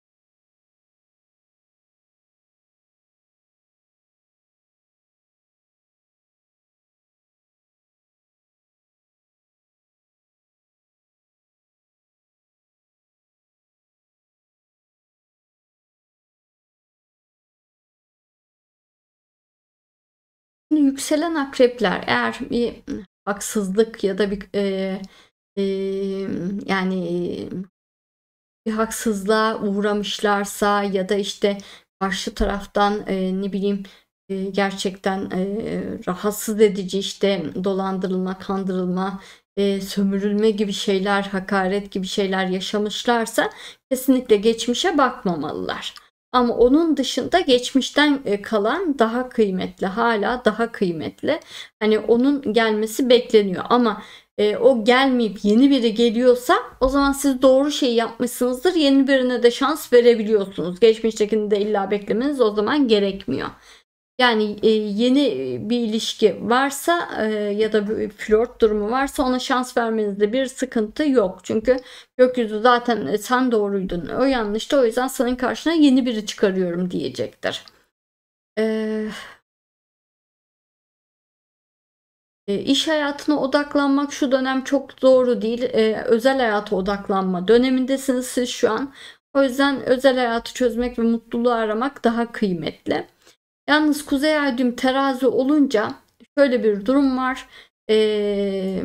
Siz aslında hani ilişkilerde uyumlu davranmak ve birlikte hareket etmek üzerine hani daha çok çabalamalısınız. Karşınıza çoğunlukla iyi insanlar çıkıyordur. Siz onları zorluyorsunuz anlamına gelir biraz. O yüzden sizin karşınıza yeni biri çıkarma ihtimali daha düşük, muhtemelen geçmiştekini biraz daha bekletecektir size. Ve onun geri gelme ihtimali de daha yüksek zaten. Evet Derya'cığım. Sonraki yükselene geçeceğiz.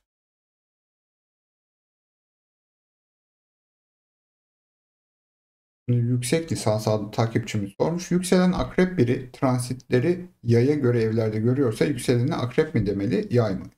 Siz yükseleniniz hani 29 derece 59 dakika akrep de olsa siz yükselen akrepsiniz. O sizin burç özellikleriniz, karakter özellikleriniz, dışarıdan nasıl algılandığınız hep buna göre, yükselen akrebe göre şekilleniyor. Sizin ilerletilmiş haritalarınız vesaire hep buna göre hesaplanıyor. Ama hani transitleri siz yükselen yaya göre görüyorsanız yorumları dinlerken hem yükselen akrebi hem de yükselen yayı dinlemelisiniz. Lütfen beyefendi, burç yorumlarında araya çok görüyorsunuz. Lütfen bırakın Derya Hanım konuşsun. Sayın takipçimiz, Derya zaten sonsuz sınırsız konuşmak istediği kadar konuşuyor. Önce kendi yükselen burç anlatımını yapıyor. O tuttuğu noktada soruları, seçilmiş soruları aktarıyoruz kendisine. Ben konuşurken istediği noktada beni kesip konuşabiliyor. Çünkü burası onun kanalı, bu onun yayını. Ve o yaklaşık 2,5 saatlik bir yayın gerçekleştirirken yükselen burç aralarında biraz dinlenmek, biraz anlatacaklarını netleştirmek için bir sonraki yükseleni çalışıyor oluyor ve bu aralıklarda da bazı genel sorulara dönüş yapıyoruz. Yani bu yani biz bunu yapıyoruz. Niye buna takılıyorsunuz anlayabilmiş değilim. Sen konuşacaksın diye benim sustuğumu zannediyorlar herhalde. Yani öyle değil. Ben çalışayım diye Başar konuşuyor. Ben ihtiyaç duyduğum için. Yayın başlangıcında benim ismimle başlayışım da kamera geçişi yapıldı, kayıttayız ve bunun startını vermek için önce ben konuşuyorum çünkü bilgisayar kontrolleri bende. Budur arkadaşlar, yani bir olay yok aslında burada. Hazırsan Derya'cığım sendeyiz. Yükselen yaylara baktığımızda Akrep Dolunay'ının gölgesinde olduğumuz bu günlerde Jüpiter'li bir tek kare açık kalıbı oluşuyor. Ve Jüpiter zaten sizin gezegeniniz. Ve vurgulandığı bu dönem sizin için de çok önemli anlamına geliyor. Yani öncelikle gökyüzünde hiç beklemediğiniz teklifler gelebilir size. Bu bir ilişki ya da ortaklık teklifi olabilir. Ve karşınıza çıkan bu kişiler öncelikle hayatınızda hem çok kolaylaştırabilirler hem de size çok şey katabilirler. O yüzden hayatınızı değiştirecek birileri karşınıza bir anda çıkabilir. Hayatınızı kolaylaştıracak, değiştirecek, size sorunlarınızı çözecek, büyük fırsatlar verecek kişiler karşınıza çıkabilir. Ama evliyseniz belki de şu da olabilir. Eşinizin hayatında, eşinizin belki de kariyer hayatıyla bağlantılı büyük değişimler yaşaması söz konusu olabilir. Yani eşinize gelen büyük bir teklif olabilir. Bu teklif ülke ya da şehir değiştirmenizi ya da yeni bir yerde yepyeni bir başlangıç yapmanızı mecbur kılabilir. Ama bu sizin için de çok iyi olacaktır. Bunu hemen değerlendirilmesine fayda var görünüyor. Tabii ki aynı zamanda çocuk isteyen yükselen yaylar için bu açık kalıbı aynı zamanda sürpriz bir hamilelik anlamına da gelebilir. Yani bir anda hani kolayca hamilelik söz konusu olabilir. Sürpriz de olabilir, kolayca da gelebilir. İlk sorumuzu aktarıyorum. Yükselenim yay, kuzey ay düğümü oğlak. Hayat hep zor mu geçer yoksa yay yükseldiğim için şans hep benimle mi? Karar veremediğim konu için ne düşünmeliyim? İnce sormuş. Şimdi şöyle, siz aslında bir yükselen yaysınız. Yani yükselen yay mutlaka şanslı yerleşir. O yüzden hayatta da hani tabii ki şanslı olacaksınız. Ama kimlerden şanslı olacaksınız? Diğer kuzey ay düğüm oğlaklardan şanslı olacaksınız. Kimlerden daha şanssız olacaksınız? Diğer yükselen yaylardan biraz daha şanslı olacaksınız. Şanslısınız diyemeyiz yani. Daha az şanslı olacaksınız.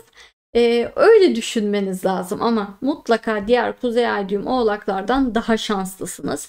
Yani hayat genel olarak bir sürü fırsat veriyor ama bu fırsatları değerlendirmek için o kuzey ay düğüm oğlağın sorumluluk ve disipliniyle sıkı çalışmanız gerektiği gerçeğini gösteriyor. Evet.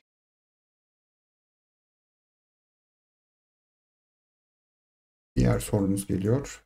Hı? Yükselen yay, kuzey ay düğümü balık. Güney ay düğümü başak. Hiçbir şey istediğim gibi gitmiyor. İş, evlilik, aile çok zorlanıyorum. Bari bu yıl istediğim kariyeri yapabilecek miyim?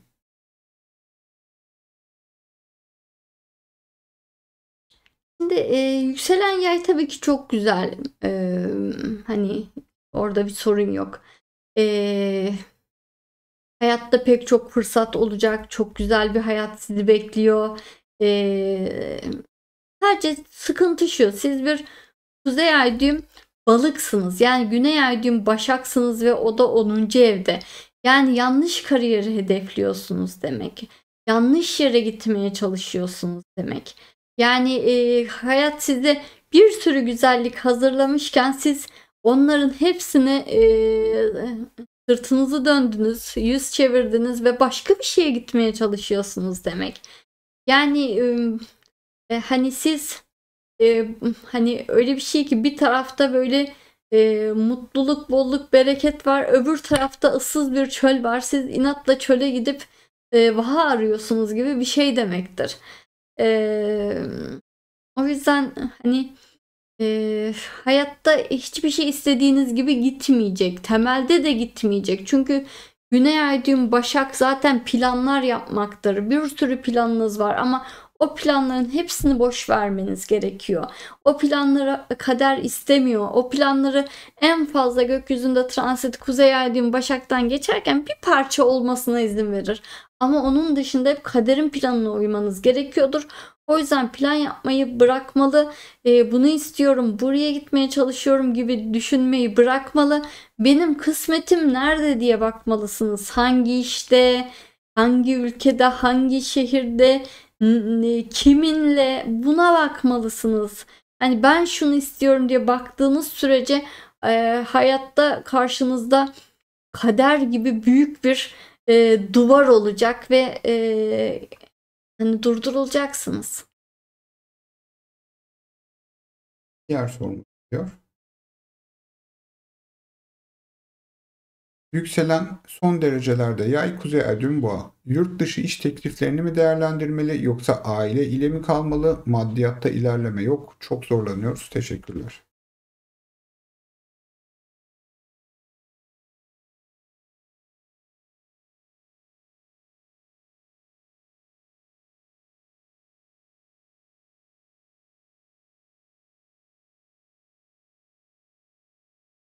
Şimdi öncelikle şöyle bir durum var. Siz bir yükselen yaysanız zaten yurt dışına gitmelisiniz. Yani yurt dışından da özellikle iş fırsatı varsa, teklifi varsa mutlaka yurt dışına gitmelisiniz.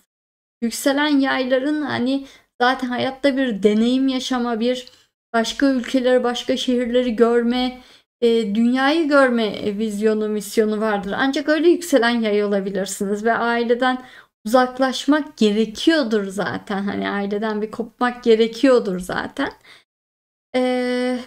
Kuzey ay düğüm boğa olduğunuzda ise bunu yapmadığınızda da o para alanları sıkışır. Her şey daralır, iş bunalır. Yani siz hani küçük bir dünyaya sıkışıyorsanız, hele de yurt dışından teklif varken siz hala buradaysanız her şey bir sıkışır.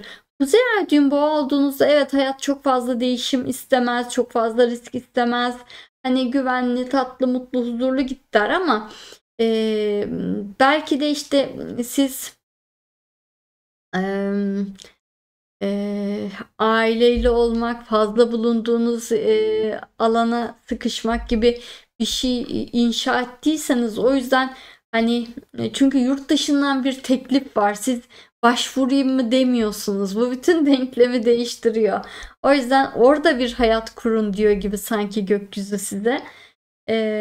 Ve hani zaten şu var, siz, yükselen yayların mutlaka böyle rahat işlerde çalışması gerekir. 6. evde boğa var çünkü. Rahat ve huzurlu işlerde çalışması gerekir. Hani aşırı çalışmaması gerekir. Yurt dışında çalışma koşulları muhtemelen çok daha makul olacaktır. O yüzden sizin hani oraları değerlendirmeniz daha da önemli oluyor Kuzey Ay düğüm boğa olarak. Bu da çok gelen bir soru Derya'cığım. Sen yanıtlarsan daha verimli olacak. Yükselen yay son derecelerde olduğunda transit gezegen yerleşimleri farklı oluyor. Nasıl yorumlayacak Derya Hanım merak ediyorum. Biz nasıl etkileniriz son derece yükselen yayla?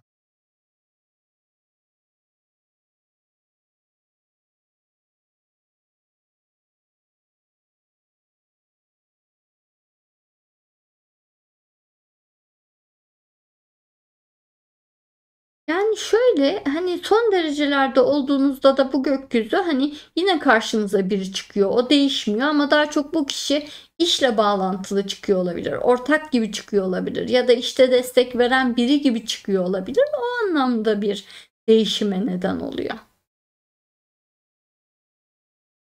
Diğer sorumuz geliyor. Yükselen yay kuzey ay düğümü akrep 11. ev. Kendi işimi kurdum. Siz güney ay düğümü başakta işe odaklanmak doğru değil dediğiniz ancak kuzey ay düğümü 11 olması nasıl bir etken olur?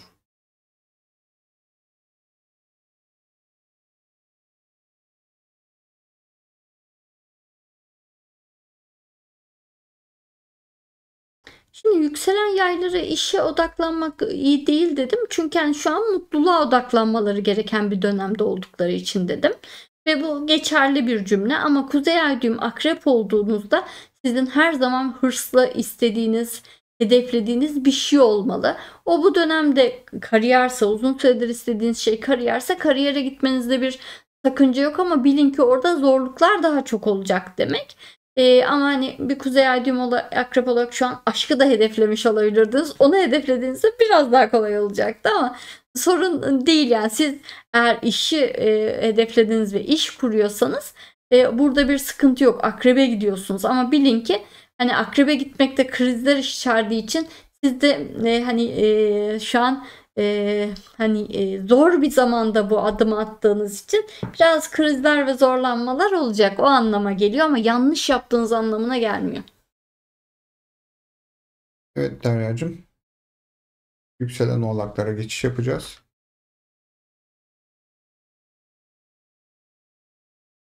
Takipçilerimizden Vusal Jafarov'un dediği gibi yayını beğenelim arkadaşlar. Ne güzel hatırlatıyorlar. Derya da diyor Başar hani bu boşluklarda madem senin malum Güney Ay düğümü Başak'ta Başakça şeyler söylemeyip yayınımızla ilgili duyuruları yapsan ne şahane olur. Evet ya diyorum ben de birisi yayınımızın beğenilmesini ya da abone olunmasını hatırlatsa çok şahane olur. Katılıyorum. Şöyle bir 100.000 takipçiye ulaşsak YouTube bir plaket gönderse böyle arkada boşluk var der. Anlatım yaptığı noktada orayı o yüzden boş bıraktık. YouTube plaketlerini oraya dizeceğiz. İnşallah 1 milyon takipçiye ulaşırız bu ömrümüzde. Dünya nüfusunun artmasını bekliyoruz. Takipçilerimizin Umudumuz o diyorsun. öyle öyle. Ya da kızımız bir noktada yayınlarda benim yerimi alacak da o çok da hoş sohbet haliyle yayınların coşmasını sağlayacak. Bu da bir seçenek. Bunu da bir 15 yıla bekliyoruz. Ay, iyi güldüm akşam akşam.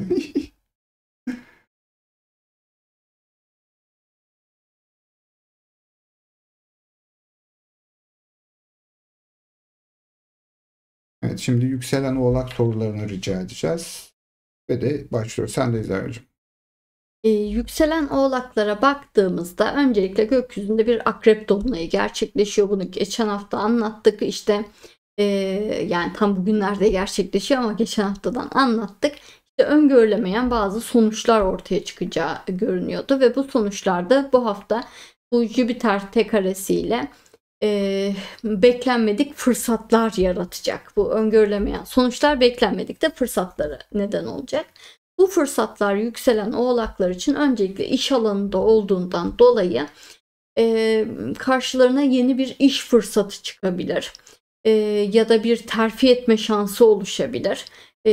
Ama şöyle bir durum var. Bu iş fırsatı ya da terfi durumu tam olarak tecrübeli olmadıkları, bilgili olmadıkları bir alanla ilgili olabilir. Hatta hiçbir fikirleri bile olmayabilir. Ama siz çalışkan ve sorumluluk sahibi insanlarsınız ve o yüzden orada da bir ihtiyaç var ve daha hızlı sorumluluk alabilecek biri yok çevrede. O yüzden siz bir öne çıkar ve bu konuyla ilgilenirseniz aslında kader size fark etmeden yeni bir kariyerin kapılarını aralıyor olacak. Orayı çözebileceksiniz, anlayabileceksiniz, yeteneklerinize uygun gelecek ya da yetenek zaten siz geliştirirsiniz bir şeyi de bir ışık gördüğünüzde. O anlama geliyor. Yani bir ihtiyaç oluştuğunda, bir yerde bir ihtiyaç oluşuyorsa çalıştığınız yerde ya da siz kulağınıza bir iş geliyorsa şurada şu lazım falan gibi. Hani ben geleyim, ilgileneyim, başkasını bulursanız o da geçer sonra ama ben bir bakayım falan gibi. Kendinizi oraya kabul ettirmenizde fayda var görünüyor. Yani bu şu an hani bu sorumluluk çok alakasız ve anlamsız gibi görünse de ya da bu şey sonrasında belki de hani tam aradığınız kariyerin ilk basamakları olduğunu fark etmeniz anlamına gelebilir. Yani bu başlangıçta anlamasanız da sonradan çok büyük bir fırsata dönüşebilir. Ama hani temel oğlak enerjisi hani sonuçta burada bir iş ve hani bir yapılması gereken bir şey var deyip her tür kabul edebilir görünüyor. Hani devamını görmeseniz bile başlangıçta. İlk sorumuzu aktarıyorum. Yükselen Oğlak Kuzey Ay Dünya 12. ev ama benim 3. evim Koç. Evlilik ve kariyerde bunalıyorum. Kariyerde değişim diyorsunuz Oğlak'a ama ben öğretmenim. Kariyerimde değiştiremem, bunaldım çok.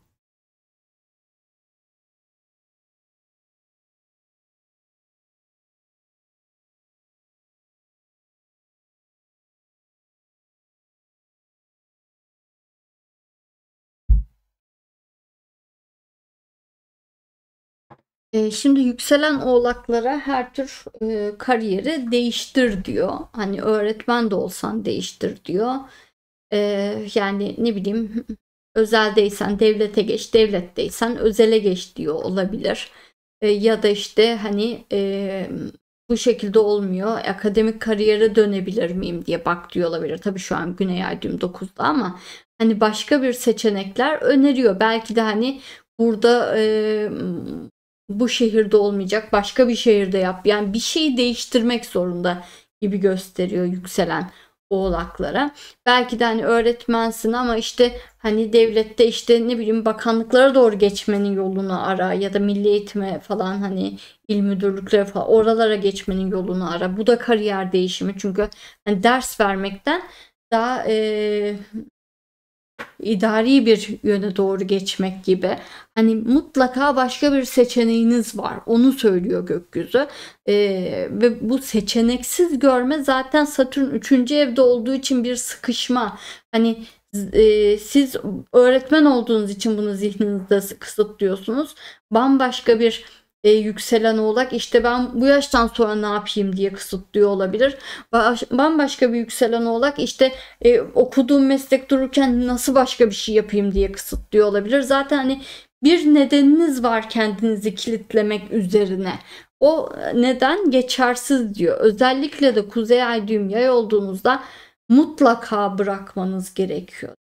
Yani zaten hani Güney Ay düğüm ikizler olarak her zaman en doğru, en mantıklı olanı yapıyorsunuz. Zaten o yüzden de çok emin ve kendinizden emin bir şekilde yani net bir şekilde hani öğretmenim değiştirecek bir şey olamaz diyorsunuz. Mantıksız mı diyorsunuz yani.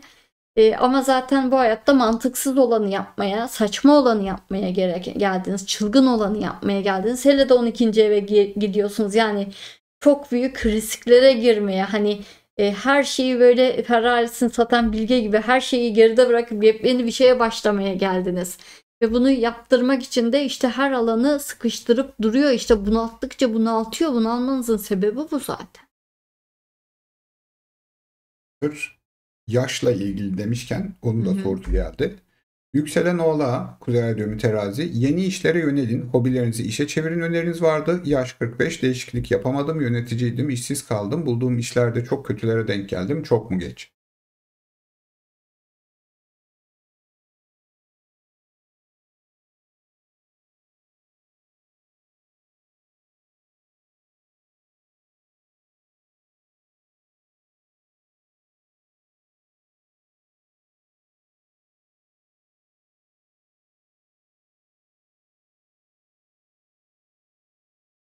Kuzey Ay düğümünüzü yanlış biliyor olabilir misiniz? Biz 45 yaşındakiler şu an Kuzey Ay düğüm başağız da hani tam da ortaları olabilir mi? Kuzey Ay düğüm Terazi. Biraz daha Yani ChatGPT'ye sorduysanız diğer yanlış de göstermiş sorun. de olabilir. Evet. Ya da bununla ilgili listeler var. Öyle başka bir kaynaktan teyit edin mutlaka.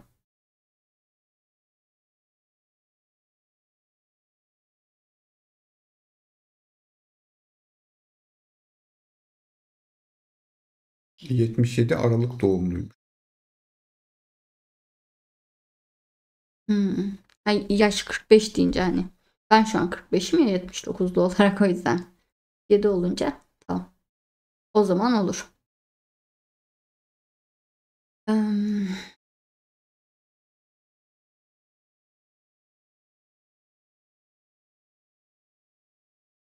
Şimdi çok geç değil. Öncelikle öyle bir geç durum yok. Yükselen oğlaklar kaç yaşında olurlarsa olsunlar, hep hayatta da hep çalışma fikri vardır yükselen oğlak olunca. Pek emeklilik fikri yoktur. O yüzden yani hep çalışmanız gerekiyor ve şu an başka bir kariyere geçmeniz gerekiyor. Bunun için geç diye bir kavram, bir durum yok. Buna odaklanmanız lazım. Çok geç kalmadınız yani. Kuzey Ay düğüm Terazi olduğunuzdaysa bu şu demek yani, zaten hani çalıştığınız yerde olsun, hayatınızdaki insanlarla olsun, hep onlarla uyumlu hareket etmeniz lazım. Uyumlu davranmanız lazım. Uyumlu davranmadığınızda bir kriz ya da bir sorun anında en çalışkan siz bile olsanız hani herkes birbirini tutup siz açıkta kalırsınız. Böyle bir sorundur bu. O yüzden işsiz kalmış olmalısınız. Ama bundan sonra da işte bir iş, güç, bir şey yaparken mutlaka hayatınızda şu an en önemli noktada kim varsa onun istekleri doğrultusunda bir adım atmayı seçmelisiniz. Ya da mutlaka sizi çok sevmiş eski bir yöneticiniz, patronunuz, birileri vardır. Onlardan bir fırsat, bir şey, bir öneri gelecektir. Onu değerlendirmelisiniz. Yani Kuzey Ay düğüm Terazi olmak bir aynı zamanda birilerinden doğru önerilerin, tavsiyelerin, tekliflerin gelmesi anlamına da geliyor. Bu yöne bakarak hani yeni yöne karar vermelisin.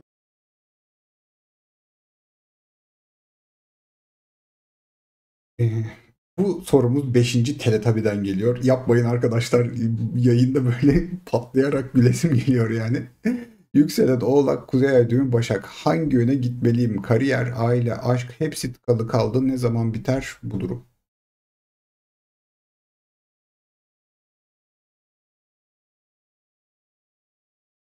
Şimdi yükselen oğlaklar diyorum ya, zaten Satürn şimdi 3. evde ve hala hani Koça geçmedi. Hani belki aksi görme hikayesi de ayrı zorlayacak ama yine de Koça geçmesi büyük bir fark olacak.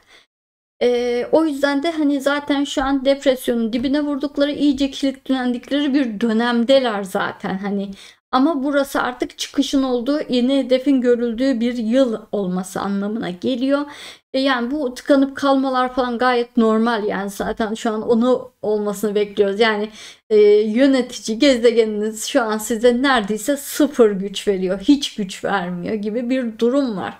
O yüzden hani batarya boşaldı gibi bir durum var açıkçası. Ama tekrardan bir anda şarj olacaksınız. Hızlı şarj söz konusu olacak açıkçası. O da işte Satürn Koç'a geçtikten sonra görmenizi bekliyoruz.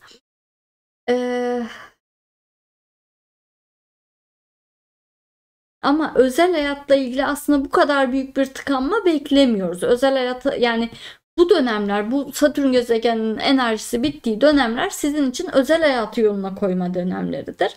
O belki hani kariyer yüzünden moraliniz bozulduğu için bu konularla ilgilenmiyorsunuzdur ama yine de bu yönde bir çaba harcamanızda ve fırsatları görmeye çalışmanızda fayda var görünüyor.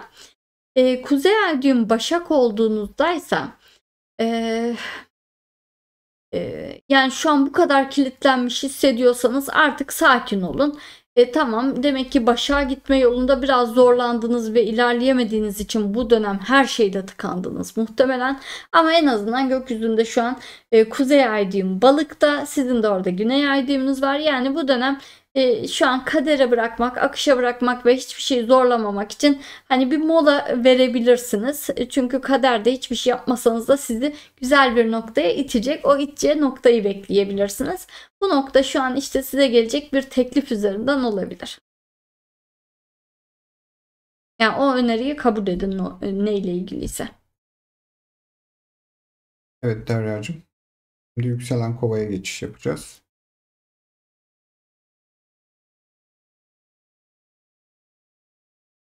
Evet, üyelerimizden hemen bakıyorum.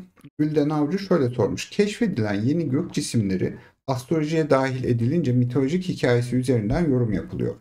Adı veren otorite ismi neye göre veriyor? Bu adlar bitince Ali diye ad verilse yorum nasıl olur? Şimdi aslında olay şöyle çalışıyor. Astronomi camiasında mitoloji geleneğini devam ettirme durumu var. Yani her şeyin anlam bütünlüğü içinde olmasını seviyorlar ve de hani gerçekten de mitolojideki isimlerle isimlendirmek daha havalı oluyor. Ama mesela Kiron'dan bahsetmişsiniz. Yani Kiron örneğinde şu vardı. Yani buna dünya görüşü teorisi deniyor. O dönem dünyada neler oluyorsa yeni keşfedilen gök cismi de o olan olayların enerjisini taşıyor ve natal haritalara iletiyor. Mesela o yüzden Plüton'un keşfedilmesi Birinci Dünya Savaşı yıllarına denk geldiği için bütün bu yıkımları o getiriyor. Böyle anlam bağlantıları böyle kuruluyor. Ve de yani sadece Güneş sistemi içerisindeki gezegenler ya da işte Chiron'un durumunda o bir centaur, yani ne bir asteroid ne bir cüce gezegen, aradaki bir cisim olduğu için ona centaur tanımlaması yapılıyor. Ama hani daha yakın zamandaki keşfedilen bütün cisimler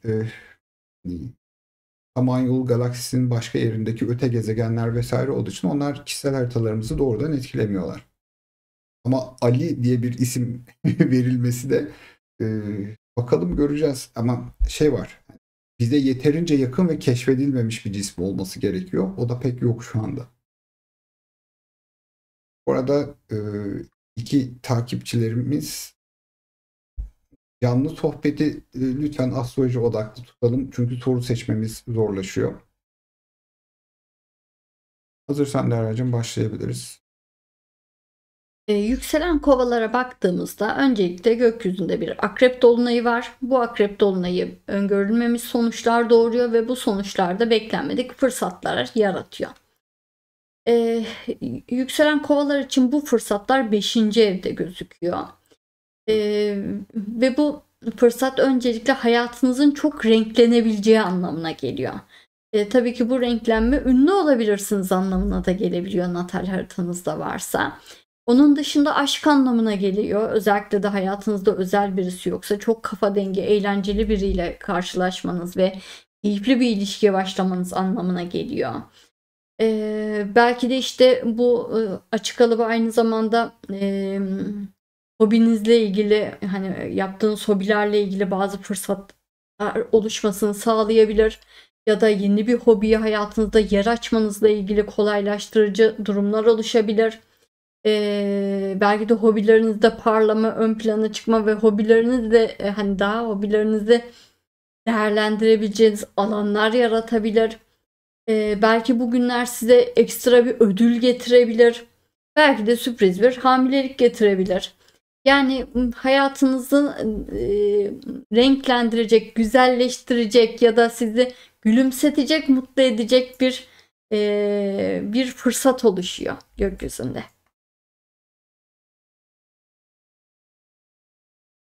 İlk sorumuzu aktarıyorum.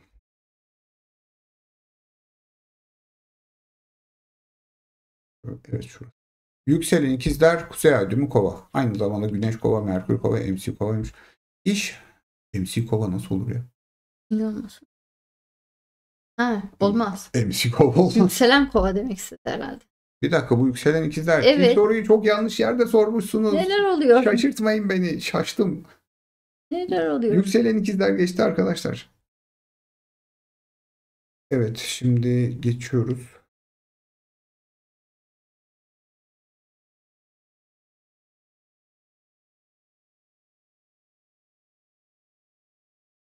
Evet, canlı sohbet biraz karıştı Derya'cığım. Tamam, sorayım. Evet, sorumuz geliyor. Yükselen Kova, Kuzey Ay düğümü Yengeç. Gerek kariyer gerekse ilişkide hep istemediklerimizden fırsat doğuyor. Yine de ideallerimizi mi beklemek doğru?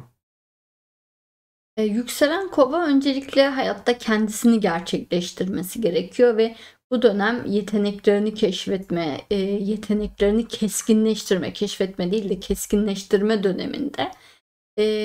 Ve hani yeteneklerini ortaya koyup hatta ödüller alabileceği, kendini ispatlayabileceği bir dönemde. Ve o yüzden de hani ideallerinden, isteklerinden vazgeçmemesi çok önemli. İlişkilerde de şu an hani ilişkilerde hani sohbet, açık fikirli olmak hani daha önemli görünüyor. Hani bir idealden öte hani keyifli bir sohbet, bitmek bilmeyen sohbet, yani bir uyuma dikkat etmesi, orada çok idealize bir şekilde bakmamasında fayda var görünüyor.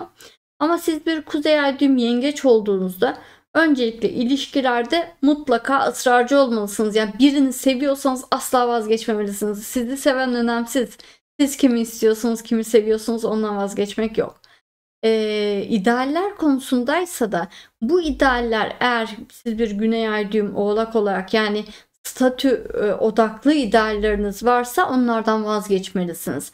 Ama kendinizi gerçekleştireceğiniz, gerçekten yetenekli hissettiğiniz, çok mutlu hissederek yaptığınız bir iş varsa, bir iş hayaliniz ve idealiniz varsa ondan asla vazgeçmemelisiniz. Ama sadece bir statü ve konumu istiyorsanız ondan vazgeçmelisiniz. Diğer sorumuz geliyor. Yükselen Kova, Kuzey Ay düğümü Oğlak. İstediğimiz kariyer hedefi için beklediğimiz atamaya başvuru yaptık. Olumlu sonuçlanır mı?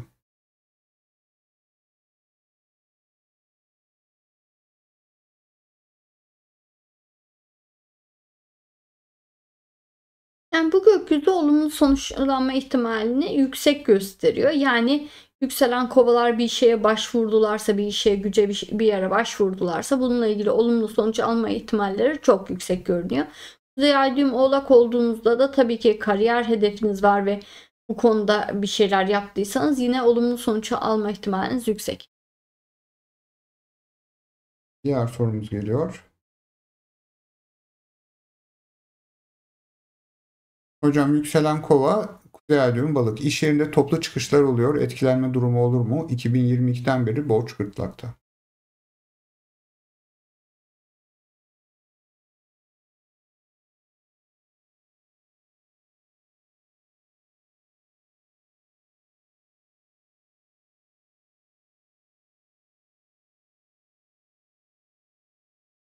Yükselen kovaların aslında hani bu dönem çalıştıkları yerlerde toplu çıkışlar bile olsa hani çok değerli olmaları ve hani o yüzden gözden çıkarılamayacak kişiler arasında olma ihtimalleri daha yüksek. O yüzden de hani büyük oranda etkilenmeme ihtimaliniz daha yüksek. Ama siz bir kuzey ay düğüm balık olduğunuzda evet, kuzey ay düğüm balık değil mi? Evet. Şimdi öncelikle şeye çok dikkat etmelisiniz. Zaten güney ay düğüm 8. evinizde. O borç konusuna çok dikkat etmelisiniz. Kredi kartları, vergiler, borçlar. Bu alanlarla ilgili hep böyle hesap kitap yapıyorsunuz ama o hesap kitaplar hep kontrolden çıkıyor. Siz hep kazandığınız paranın bereketine baktığınızda ya da ona göre karar verdiğinizde daha bereketli oluyor, daha iyi kazanıyorsunuz gibi bir anlam var. Öncelikle o para durumunuzda hani bu borçla ilerlemek ve borca odaklanmak biraz yanlış olabilir. Ona dikkat edin derim. Kuzey ay düğüm balık olduğunuzda aynı zamanda hani kaderin bazen başka planları olabiliyor ve o planlar dahilinde işten çıkmanız gerekiyorsa belki o çalıştığınız yer, çalıştığınız alan sizin kendinizi keşfetmenizi, kendi yeteneklerinizi bulmanızı engelliyorsa işten çıkarılacak da olabilirsiniz. Diğer sorumuz geliyor. Hazır borçlar demişken. Yükselen kova, kuzey ay düğüm boğa. Son aylarda hep bir iç sıkıntısı ve kafa karışıklığı var. Bu dönem harekete geçmek mi ya da beklemek mi? Bir dakika, o başka soruydu ama bunu da aktaracaktım zaten. Önce bu soruyu alalım.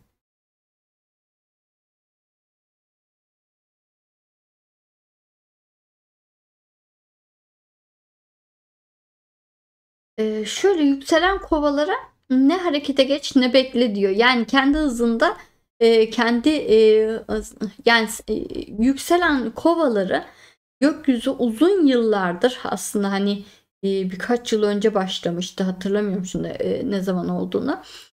Zamanın dışına çıkardı. Yani sen gökyüzünün zamanın dışında ilerliyorsun. Kendi zaman ritminde ilerle dedi.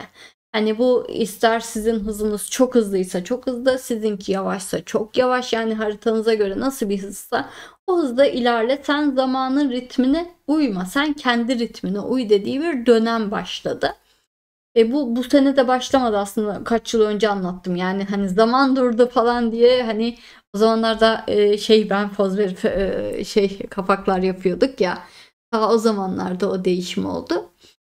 E, O yüzden siz kendi hızınızda ilerlemelisiniz. Hani harekete geçmelisiniz, beklememelisiniz. Onu diyor gökyüzü.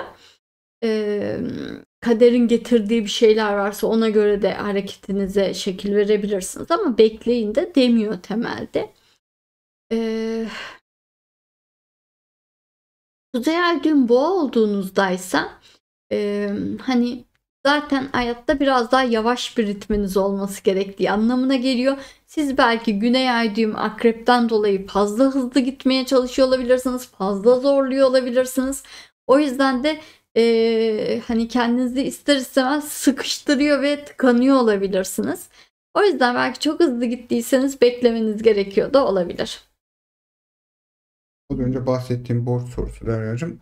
Yükselen kova, kuzey ay düğüm başak. Ev satıp borç kapatmak doğru mu? Başka çare görülmüyor.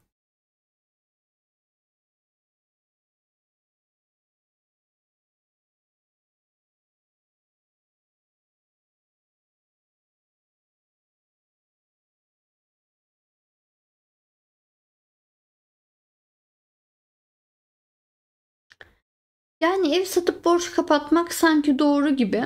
Neden dersiniz? Çünkü sanki bütün para borca gitmeyecek. Aynı zamanda sizin zaten çok yapmak istediğiniz bir şeye de bir kaynak sağlayacak. Belki de bundan dolayı da bu kadar maddi olarak sıkışıp ev satmak zorunda bırakmış olabilir gökyüzü.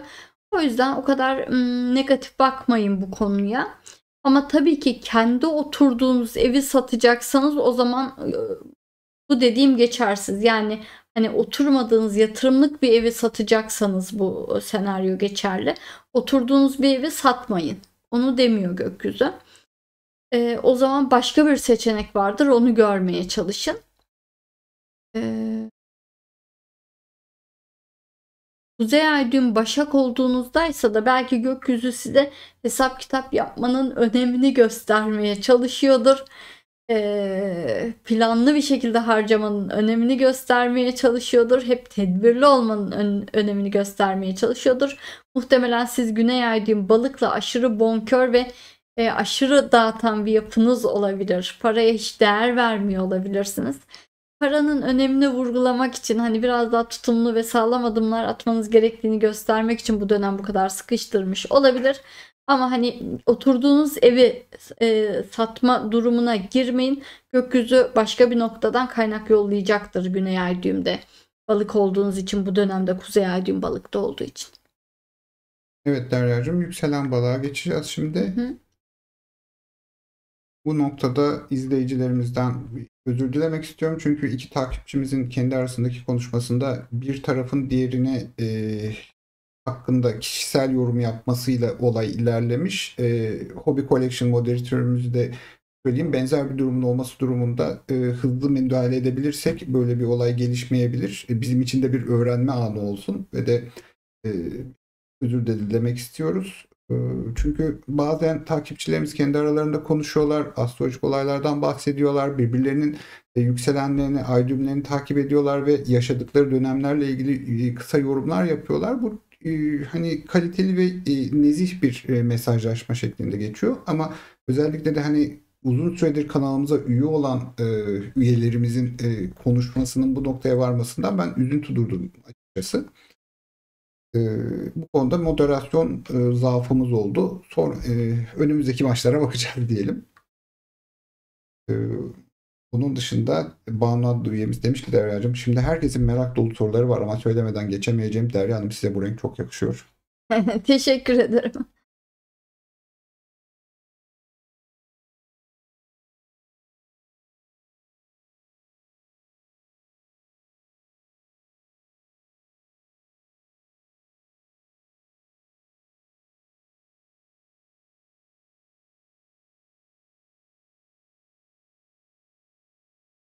Şimdi yükselen balık sorularına odaklanacağım.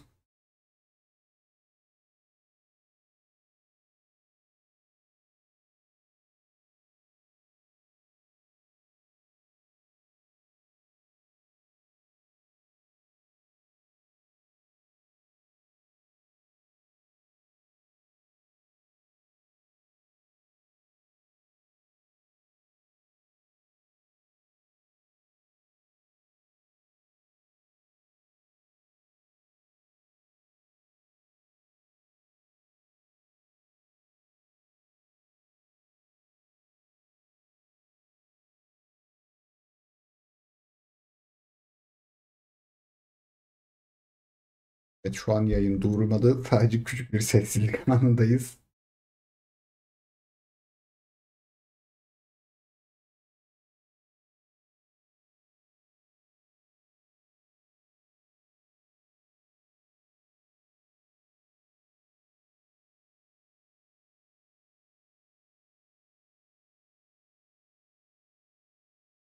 Evet Derya'cığım, sendeyiz. Yükselen balıklara baktığımızda öncelikle gökyüzünde bir akrep dolunayı var ve bu dolunayda öngörülemeyen bazı sonuçlar yarattı. Hatta bu sonuçlar da sizi yakından ilgilendiren sonuçlar ve bu sonuçlar dolayısıyla da bazı fırsatlar oluştu. Şimdi o fırsatlar nerede olabilir ve gökyüzü sizin o mucizenizi de burada da getiriyor olabilir mi?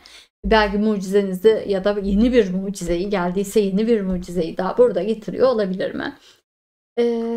Şimdi gökyüzü öncelikle sizi yoran, bunaltan, üzen, herkesten ve her şeyden uzaklaşmanızı sağlamaya çalışıyor görünüyor ve bununla ilgili bazı fırsatlar yaratıyor görünüyor.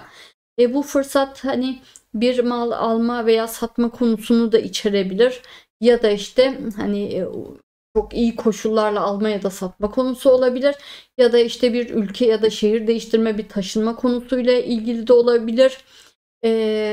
Bunu kolaylaştıran bir fırsat çıkarıyor olabilir. Özellikle de yaşadığınız evle ilgili sorunlarınız varsa belki çok kolayca taşınma ve yer değiştirme fırsatı buluyor olabilirsiniz. Yani sanki bir bulunduğunuz noktadan hareket etme fırsatı yaratıyor. Ve bunun için ya koşulları hazırlıyor ya da maddi olarak işte bir malı uygun bir şekilde almanızı satmanızı sağlayarak ya da çok iyi koşullarla satmanızı sağlayarak maddi olarak rahatlatıyor olabilir. Belki de bugünlerde özgürleşmeniz ve rahatlamanız için aileden de büyük destekler alabilirsiniz. Destek istemekten de aslında çekinmemelisiniz. İlk sorumuzu aktarıyorum. Hı hı.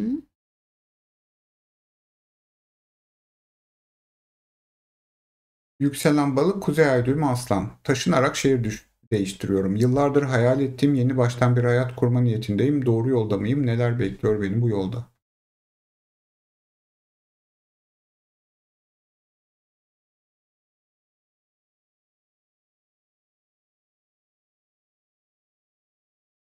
Evet, tam doğru yoldasınız. Zaten gökyüzü de tam bunu gösteriyor. İşte büyük bir değişiklik için bir fırsat, bir kapı aralanıyor. Ve bu kapı, bu pencereyi, bu fırsatı değerlendirmeniz de çok güzel görünüyor. Doğru yoldasınız. Özellikle de kuzey ay düğüm aslan olduğunuzda da dikkat etmeniz gereken şu: bu değişiklik sizi mutlu ediyor mu? Bu değişiklik size heyecan veriyor mu? Bu değişiklik içinizden gelerek mi yapıyorsunuz? O zaman çok daha doğru bir yoldasınız. Ama mecburiyetten yapıyorsanız o zaman çok iyi değil. Ee, Diğer sorumuzu aktarıyorum. Bir hayal ettiğim demiş, pardon. Zaten çok isteyerek yapıyorsunuz. O yüzden çok iyi bir yoldasınız. Diğer sorumuz geliyor. Yükselen balık, kuzey ay düğümü terazi. Kariyerde sıçrama, hak ettiğimiz yerlere gelme süreci ne zaman olur? Yıllardır emek verdiğim, en azından emeklerimin karşılığını ne zaman alırım?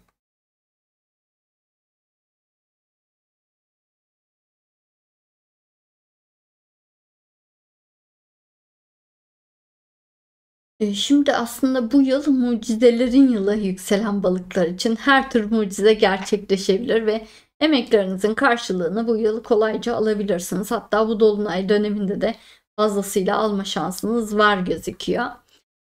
Kuzey ay düğüm terazi olduğunuzda, değil mi? Terazi. Evet, Evet. kuzey ay düğümü Evet. terazi. Terazi olduğunuzda, ki Merkür, Güneş falan Kiron da teraziymiş.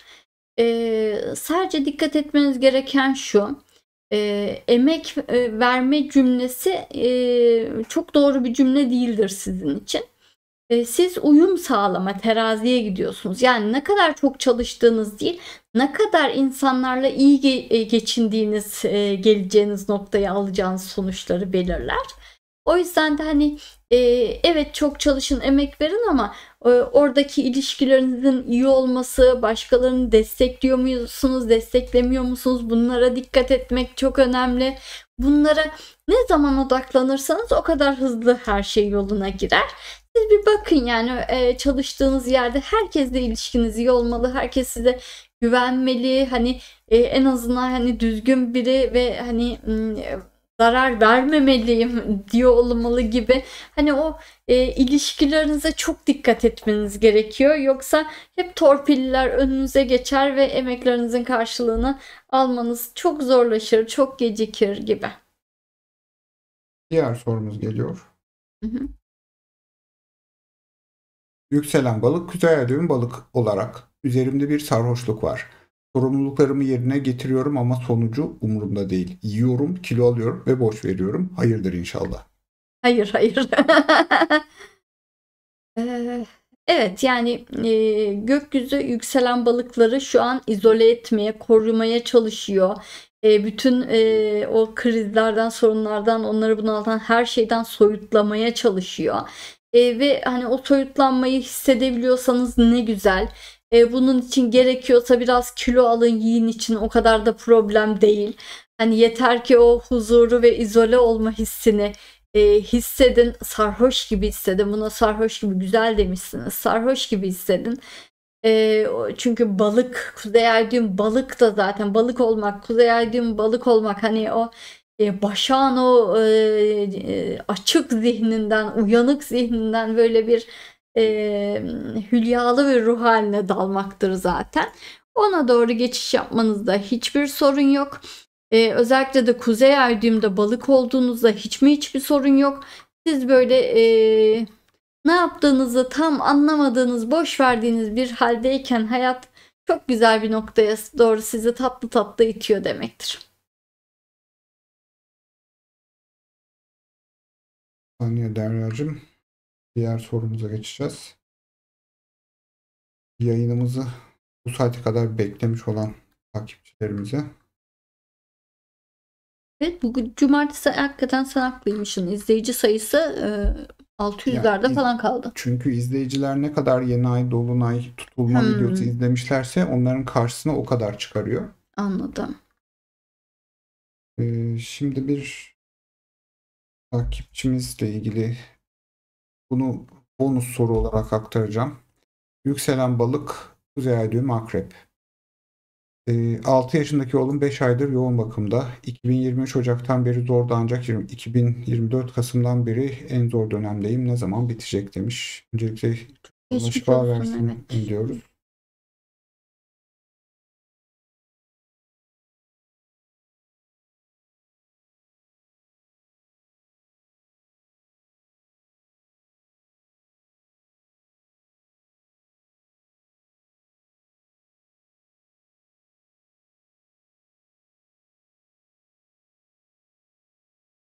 Tabii hani bu kadar komplike bir soruyu hani burada cevap vermek çok zor. Kuzey ay düğüm akrebe gitmek biraz krizleri gösteriyor. Yani biraz zorlukları, bu tarz senaryoları yaratabiliyor açıkçası. O yüzden hani böyle bir şey başınıza gelmiş olmalı. Ama haritada başka, buna neden olan başka kavramlar, başka şeyler de olabilir. Ona göre cevap da şekillenebilir ama yine de hani verdiğiniz bu detayların hiçbiri balıktaki mucize enerjisini sıfırlamıyor ya da yok etmiyor.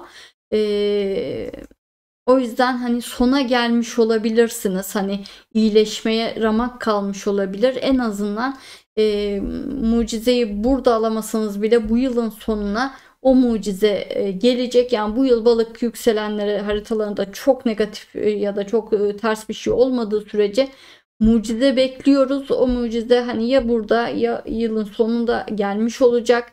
Yılın sonuna kadar gelmiş olacak. Kuzey ay düğüm akrep de bu mucizeyi oluşunu engellemez. Sadece hani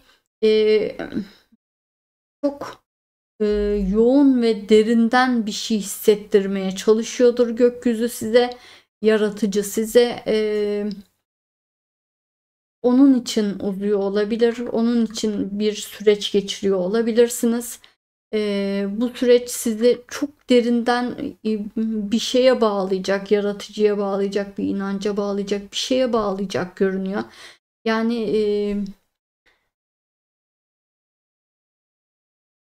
bu süreç hani gerçekten büyük, yani büyük oranda pozitif biteceğini ve hani az kaldığını düşünüyorum ben ve gerçekten çok yoğun bir tecrübeyle çözülecek her şey.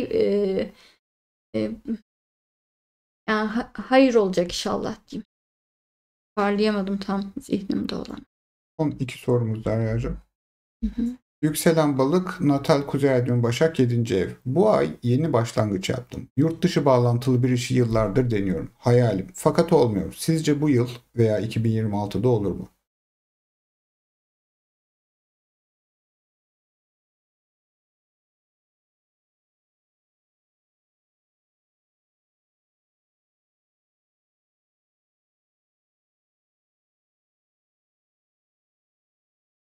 Şimdi şöyle, bu yıl hani öncelikle yükselen balıklar için büyük bir mucize bekliyoruz. Aşağı yukarı bütün yükselen balıklar için o mucizenin gerçekleşeceğini, daha bazı yükselen balıklar için birden çok mucize gerçekleşebileceğini düşünüyoruz. Sizin hayalinizde yurt dışıymış. Yurt dışı balık için hani çok kolay bir alan değildir öncelikle. Orada çünkü akrep gibi bir burç var. Ve o yüzden orası biraz krizlerle ve zorluklarla doludur ve biraz zor olur. Hani çok isteyince olur falan gibi bir durum vardır ama bu dönem o hayalde gerçek olabilir. Kuzey ay düğüm başak olduğunuzda normalde hani hayallerinizi eşiniz, dostlarınız, size değer veren kişilerin tavsiyeleri ile şekillendirmeniz gerektiğini, onların sizi gerçeklikte hani bunu istiyorsun ama hani o tam öyle olmaz da şunu yapsan iyi olur. İşte bunu istiyorsan işte şunu okusan, şu işe girsen, şöyle yapsan, ekstra bu konuda kendini geliştirsen falan gibi sürekli öneri ve tavsiyeler vardır 7. evde değer verdiğiniz insanlardan gelen. Onların tavsiyelerini dinlediyseniz daha kolay olur hayalleriniz. Daha kolay ulaşırsınız. Bu dönem tabi dinlemediyseniz bile Kuzey Ay düğüm balıkta olduğu için yine de hayalinize ulaşma ihtimaliniz var. Ama sonuç olarak ne derece ulaşacağınız o bu zamana kadar karşı tarafta o değer verdiğiniz insanların tavsiyelerini ne kadar dinlediğinizle bağlantılı olacak. Ve son sorumuz, yükselen balık Kuzey Ay düğümü terazi, bizi seveni mi seçelim yoksa sevdiğimizin peşinden koşalım mı? Aşk mı, mantık mı, ne yapalım? Teşekkürler.